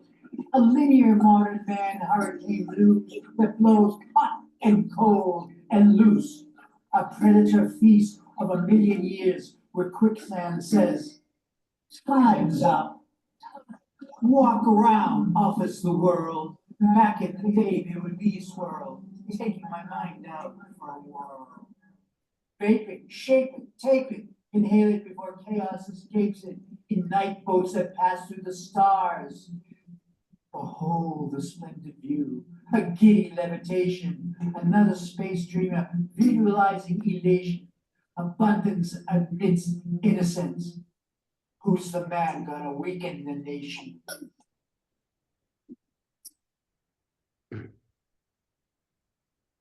Okay, then. Okay.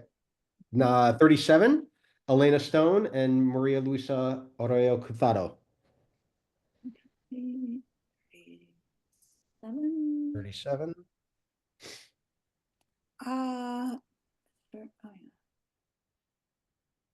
Okay, Suddenly a Bird Emerges by Elena Stone, and yes, Message, Maria Cruzado. Sandra Story, I see that you're here. Do you want to read? Just unmute yourself. Sure, why not? I'll even tackle the Spanish. Oh, I didn't. Yeah, okay. Mensaje. Mira a la paloma volando entre el sol invisible y la luna de oro. Promesas o adverticias.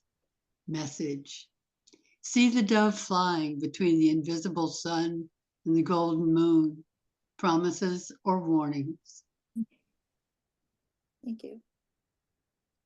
And next 38, next to it, Mary Hogan and Maria Cruzado again.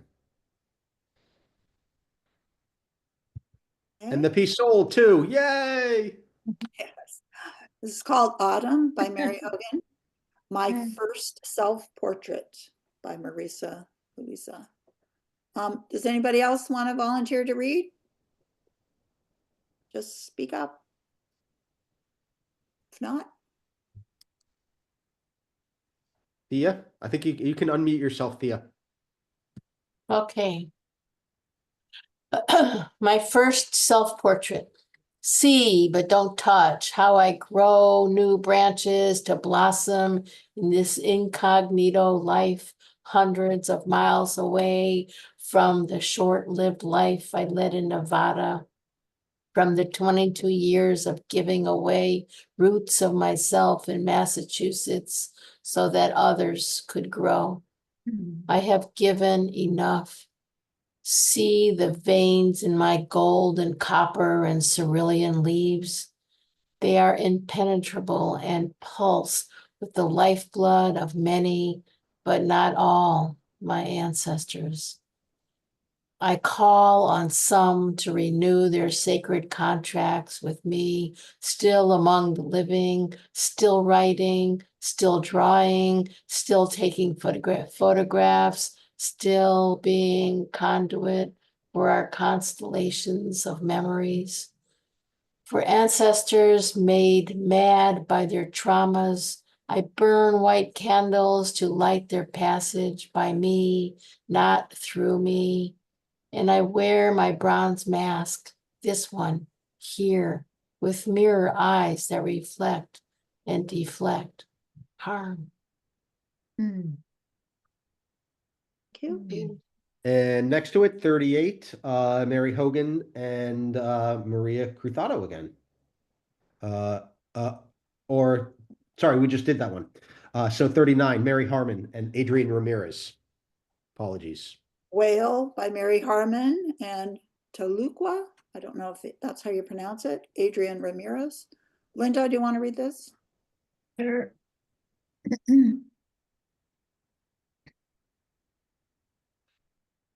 The crisp air of Puget Sound, soft blue bathes shore and mountain alike. Rainforests, banana slugs crawling by ancient cedars and evergreen firs. Life blossoms in the coldest cracks of land. Salmon race up the river to their birthplace, unhatched eggs protected by rotting flesh. The octopus hunts in the sea, wise and graceful and powerful, but only a couple of years allowed to live. Among our kind mother and father grow as old as humans and larger than ships. Yet we do not seem to be blessed with life. Our numbers hardly grow and our babes die young. The ocean stifles our strength. My first son was gone as soon as he came, and you, my sweet daughter, light of my life in my quarter century of time, by the fin and on my head I carried you alive, one final voyage, 1,000 miles to rest where I was born. In our pod, tightly stitched, each are loved for a lifetime, whether that be 80 years or 80 seconds, when I become dust on the sand and my bones feed the fish, I hope we can swim together in the sunless sea once more. Thank you, Linda. And next is 42, Catherine Cadigan. Perhaps Catherine would like to read Latina Bohemian's poem about her piece. Okay. Can you hear me? Yep. Yeah, hold on. Okay. So this is called She Wasn't Sure About Anything by Catherine Cadigan. The poem is You Decided to Let Go by Latina Bohemian. Your eyes were in Mississippi River. There were intense depth, rocks underneath. You had a breakthrough. Hollow tears dissolved. The Father is a forgiven soul. That he gave you the vitality to let go. Faith has been a great testament through the rainstorms. Thank you. Thank you. Thank you. Thank you. We got four more, 46, Shoshana Ehrlich and Deborah Schwartz.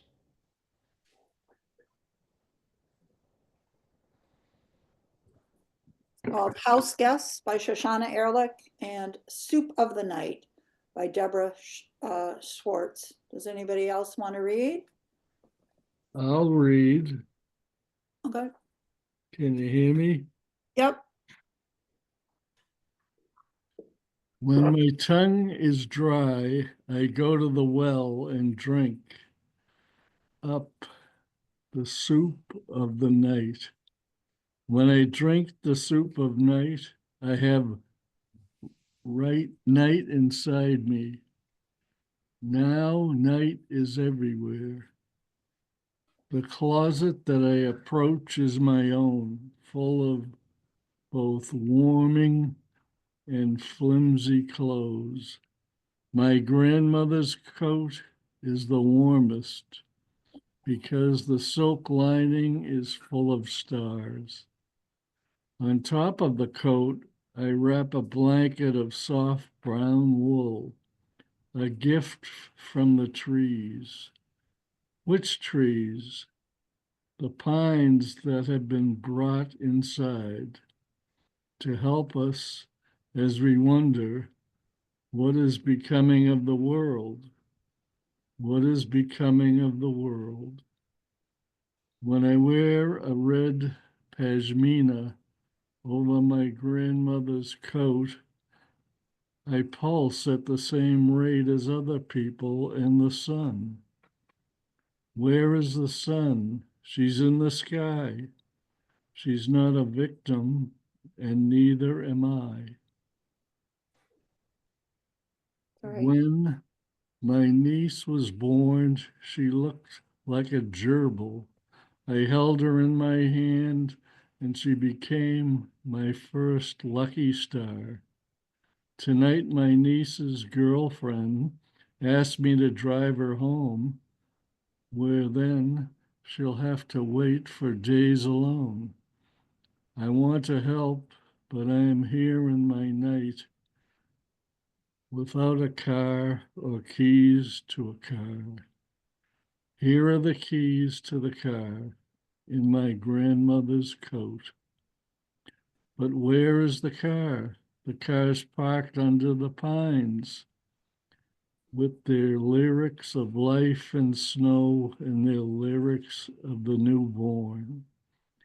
Emily, did my brother and his wife name you after the great poet who thought we like to imagine died without love, really died within it.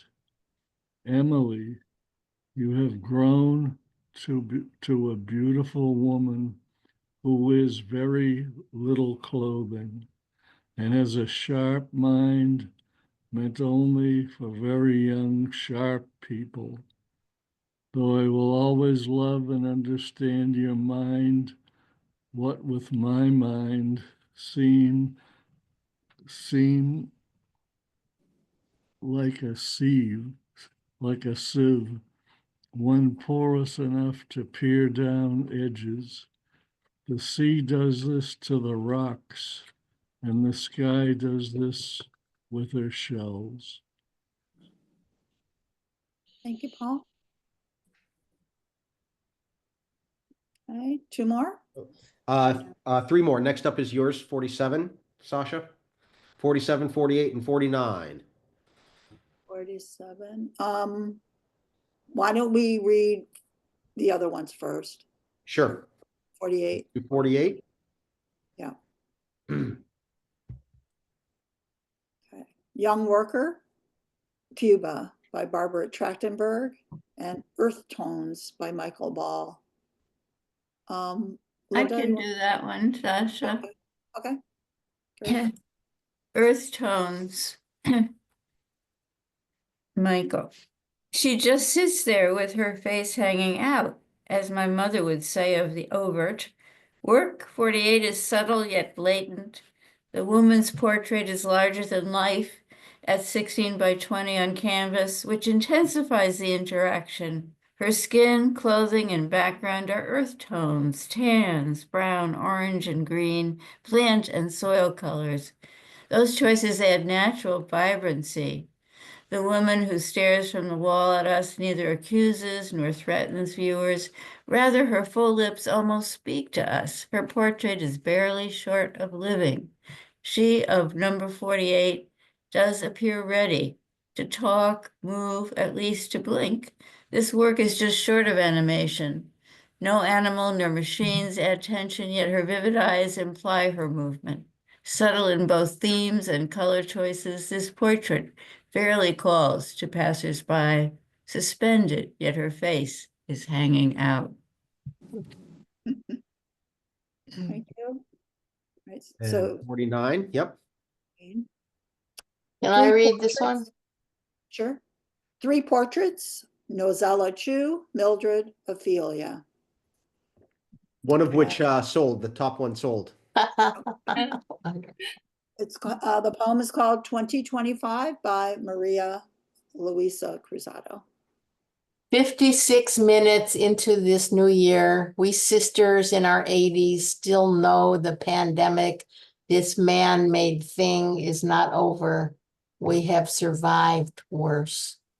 Widows before 2020, we sold off our separate lives to buy one home, huge enough in the middle of Never You Mind for Tracy's altars of plaster and wooden saints, Maria's family of 5,000 books, and my studio with drawers of buttons and beads and brooches to make the art you see us wearing.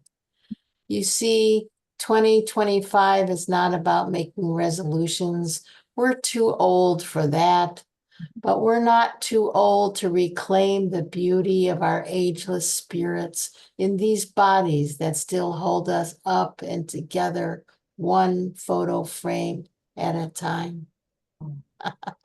Yeah. Made with chewing gum. Chewing gum, I love it. I love her work.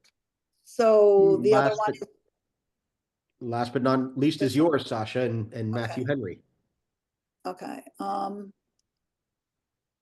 Linda, could you read this one? This is called The Wrestling Match. By me. Does somebody else want to read it? I'm just feeling kind of worn out right now. I'll take a thank stab you at it, but so much. I might need to bail out and ask somebody else to take over. So that's okay. Ocon returns to Umuofia by Matthew E. Henry. Yes. And this is by you, Sasha? The artwork is, the photo is by me. Yeah, cool. Okay. I hope I do it justice. Here we go. 7 years was a long time to be away from one's clan, but he would return to his fatherland and fan his fame. A bushfire beneath the stiff Harmattan wind. He had a plan. Reclaim his land, rebuild his compound, regain his titles and place among the Egwugwu. But Okonkwo was not prepared for what he found. His motherland was good to him in exile, kind, but Mabanta was not filled with warriors. They were weak. How else could they fall from the grand old ways, the bonds of kinship, and allow an abominable religion to fester, like an unlanced boil or an untreated bout of Iba? His Umofia was feared by her neighbors, known for her power in war and in magic. Her priests and medicine men possessing the most potent rites and fetishes, the shrine of Agadi Nwai among them. Thus, Okonkwo could not believe Obierka's reports of home. But by the second market week back, he began to see the truth. How his brothers strut across the village square in white shirts and dusky trousers, abandoning the loincloth and wrappers worn since the founder of the clan engaged a spirit of the wild for 7 days and nights. How his kinsmen drink palm wine tapped in umuru from glass bottles, their gourds and skulls gathering dust on their obi walls. How titled men allow themselves to be dragged by Kotma to the white man's court, to be beaten by his perverted justice. How even some elders dance to the rhythm of the white man's religion, deaf to the Ekwe and Ogene talking across villages, across the clan's history. How supposed men stride, hatted heads held high, to and from their abomination, their church in the evil forest, believing their Jesu Christi will save them from the wrath of Ekwensu and Ani, Amadiora and Chukwu. It was easier when the converts were only Efulafu, sheaths taken into battle, machetes forgotten at home, the excrement of the clan lapped up by this mad dog faith. But now, Oh, I'm sorry. help, please. You're here. Sorry. Shall I finish? See the cursor? Yeah. Shall I go on? Yes, please. Now even Ogubu feasts have severed their anklets, become as Agbala to join the Christians' meager feast of their God-man's murdered body. Something must be done, but surrounded by so many such as these, as cold water poured on roaring fire, he stifles a sorrow, a grief he has not known since the last days of the son whose name will not be remembered in the clan, and the one who will. His fist aches, reflexively clenching around the machete, resting inside his obi door. He will shake out his smoked raffia shirt, examine his feathered headgear, and shield to satisfaction. He turns for home as if on springs, heels, hardly touching the ground. As the elders say, whenever you see a toad jumping in broad daylight, know that something is after its life. Well done. Thank you. Thank Well done, everyone. I channeled the spirit of current events for that one. Wow. You got all the way through. Woo! I am amazed at the variety and the utter creativity that was gotten from looking at these works of art. Yeah. Never in a million years would I have anticipated. And You it know. makes a difference to hear them aloud too. It really makes a difference. Yeah, it does. Yeah. So thank you for putting this together. I'm always curious Yeah, what the it's, artists think of problem. the poets, what the poets wrote, what the artists think of it all, because Well, there's some artists that are still hanging in here. I We're mean, I'm amazed by what was just read for my photo that I took when I was 22 years old. So, wow, just Wow. beyond belief. I don't know. Are there any other artists still left? Catherine Cadigan, are you Yeah, still here? I am. Oh, I am. and I'll say yeah. something. Okay. I loved hearing everything read. Can you hear me? Yep.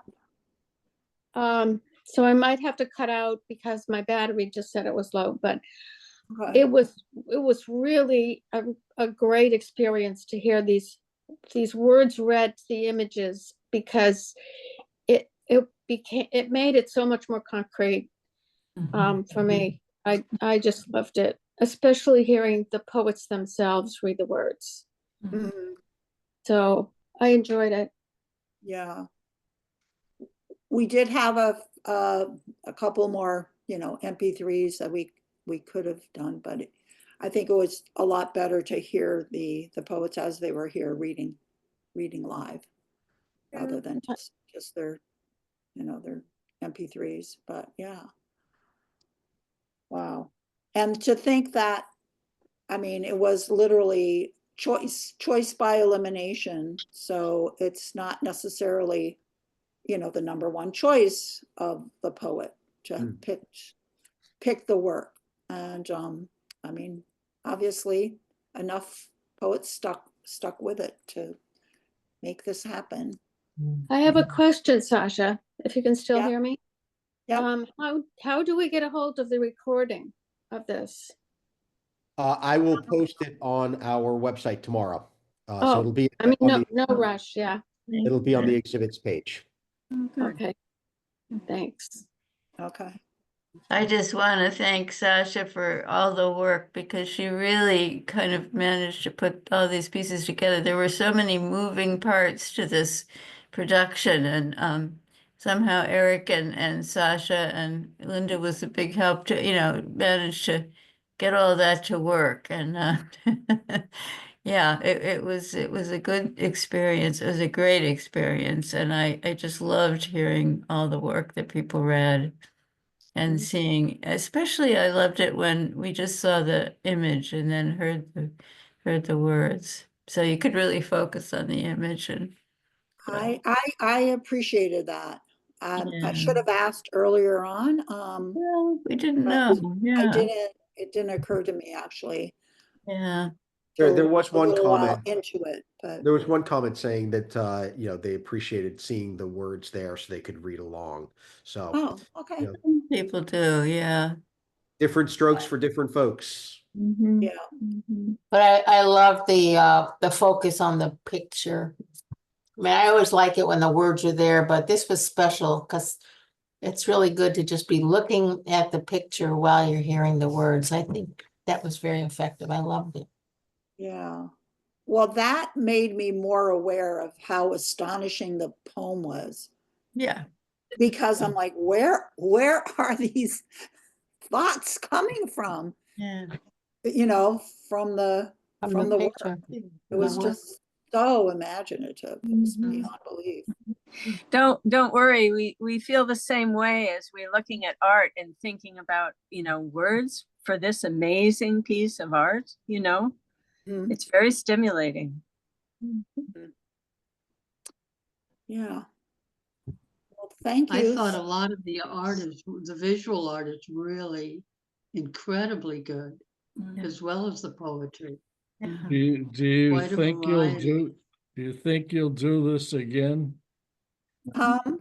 Well, Eric, Give you a year or two. I think now we realize like what is involved, and obviously a second time around is going to be a lot easier. Yeah, I think it's really important lot though of to moving have pieces. a sign in when you choose a work of art, to have it be the full image that you see, so you don't have to crisscross linking and such. So yeah, So, but that, To be determined, we Paul. couldn't find anything other than what we ended up with, Humanitix, in the amount of time. In other words, we jumped out of the airplane and then learned how to fly. Yep. Very quickly, How yeah. to pull the parachute open, yeah. You did Rather very than figuring out all the technical Well, details. it worked out quite well, I thought. Well, I know it's a lot more complicated behind the scenes than I would ever, contemplate, but, yeah. Thank you. And Once I saw the actual artwork, that I had been writing about before seeing it, that was so thrilling because it's different, than seeing it on the screen, well, the open house or whatever it was, Right. was so well attended. Oh, yeah. It was kind of hard to even see the work, actually, but oh well. If we did try to do this again, it would be nice if we could have people see the actual work when they're writing their when they're responding to it. But that adds, a huge another layer of complexity. Yeah. Oh, I mean, can I ask the poets if they liked the fact that, well, you weren't supposed to see the title or the artist? Did you appreciate that, or did that, what do you think? Didn't bother me. Okay. I would have liked to have known the title. I didn't need to know the artist, and in fact, I was glad that I didn't, because I didn't know that was Rosemary's collage. And had I known that, I either would have not picked it, or it would have knowing her and Jim would have affected what I wrote. So it was great, and it was sort of serendipitous. I couldn't believe that I chose that, and I had no idea it was her work. Oh, But, okay. the title of it would have been helpful, I think. The thing is, I mean, obviously artists put on a title because they want you to, see the work on its own, but then also like that secondary thing. It's like you bring the title in. And the thing is, like, I like the fact that, sometimes that correlation isn't what the word artist sees in the work. And I like the fact that they're given that freedom and not suddenly be like, oh, well, wait a minute, I have to pertain to that title. I liked having the surprise of the finding the title out afterwards, because it was a meaningful title to me, because I walked two different dogs in the Arboretum for 30 years. So when I picked that painting, I picked it because of the tree and everything. But then when I saw the name of the painting, it was just, I felt like I had picked the one I was supposed to have picked. Oh, interesting. Can you just, what was the name of the artwork? The name of the painting was Arboretum. Arboretum Pardon me? Whispers. Number Oh, okay. Number 3, right? Yeah. Yeah. Yeah. I understand that. I'm sorry. I understand that it's nice to not bias it by the context of the author, except I wish I had known the author, the artist for the illusion poem, because she was using Morse code. I mean, I figured it out from the title. Well, also somebody told me. So I knew it was some sort of code with those yellow dots on it. And I sort of said, well, maybe it's a cryptogram, and I made that up. So I felt like my cryptogram idea was competing with her Morse code idea. So it's so anyway, I had wished I had known that. Then I would have. What was the number again? Do you have the number of your 53 and 54, something like that. It was 53 or 58, yeah. Lisa Murphy. I didn't know that either, and I had 52, and that must have been Morse code also, huh? Yeah, her unease and her distress Press. were both Morse code. Yeah. Oh, I Yeah. didn't know that. Well, it's way past my bedtime, Yeah. so Yeah. I good just want to night. add that I could have used a little Thank more you. time. I would have liked to participate, but it felt like a narrow deadline between when I got it and when it was due. I had a bad cold, so Yeah, you would. maybe had I not Um, had a cold, it would have been fine. Yeah, that's something to consider. Right. Yeah. Because But we, it's you were given fabulous. for, They did you a were given wonderful job. exactly a month. Like the work went up on the 3D gallery Oh, what? December 4th, and then the work was due January 4th. So you had 1 month. Right. But yeah, you're That was right. good. But kind of Yeah. a busy time of year. It is for this to occur, yeah. So we could do it with more space, yeah. It turned out really, really good, guys. You should be proud of yourselves. Well, thank you to Holly for like the inspiration, inspiring, and just saying, we can do this. We can do this, we can make it happen. So. And you did. Without really knowing how that was all gonna work, the mechanics, like I said, we jumped in and said, okay, and then we figured it out. So anyway. You did really good outreach too. Lots of people knew about it. Yep. Yeah. That's my impression. Great job, all of you. What we thank our curator for, Holly, thank you. Thank you. So anyway. Thanks for Have a- everyone. It's time to wrap it up. Yeah. Thank you. I think we're ready to. Yeah, have a very good Good night. night, everybody. Thank Good night, all. everybody. Thanks for Bye. letting me read. All right. Check your emails for the recording. Okay. Yeah, I won't even. Well, we'll email everyone once it happens, I guess. Yeah. So. Okay. All righty. All right. Bye, everybody. Thanks so much. Thanks for coming. Okay. Bye. Okay. Thanks, Holly.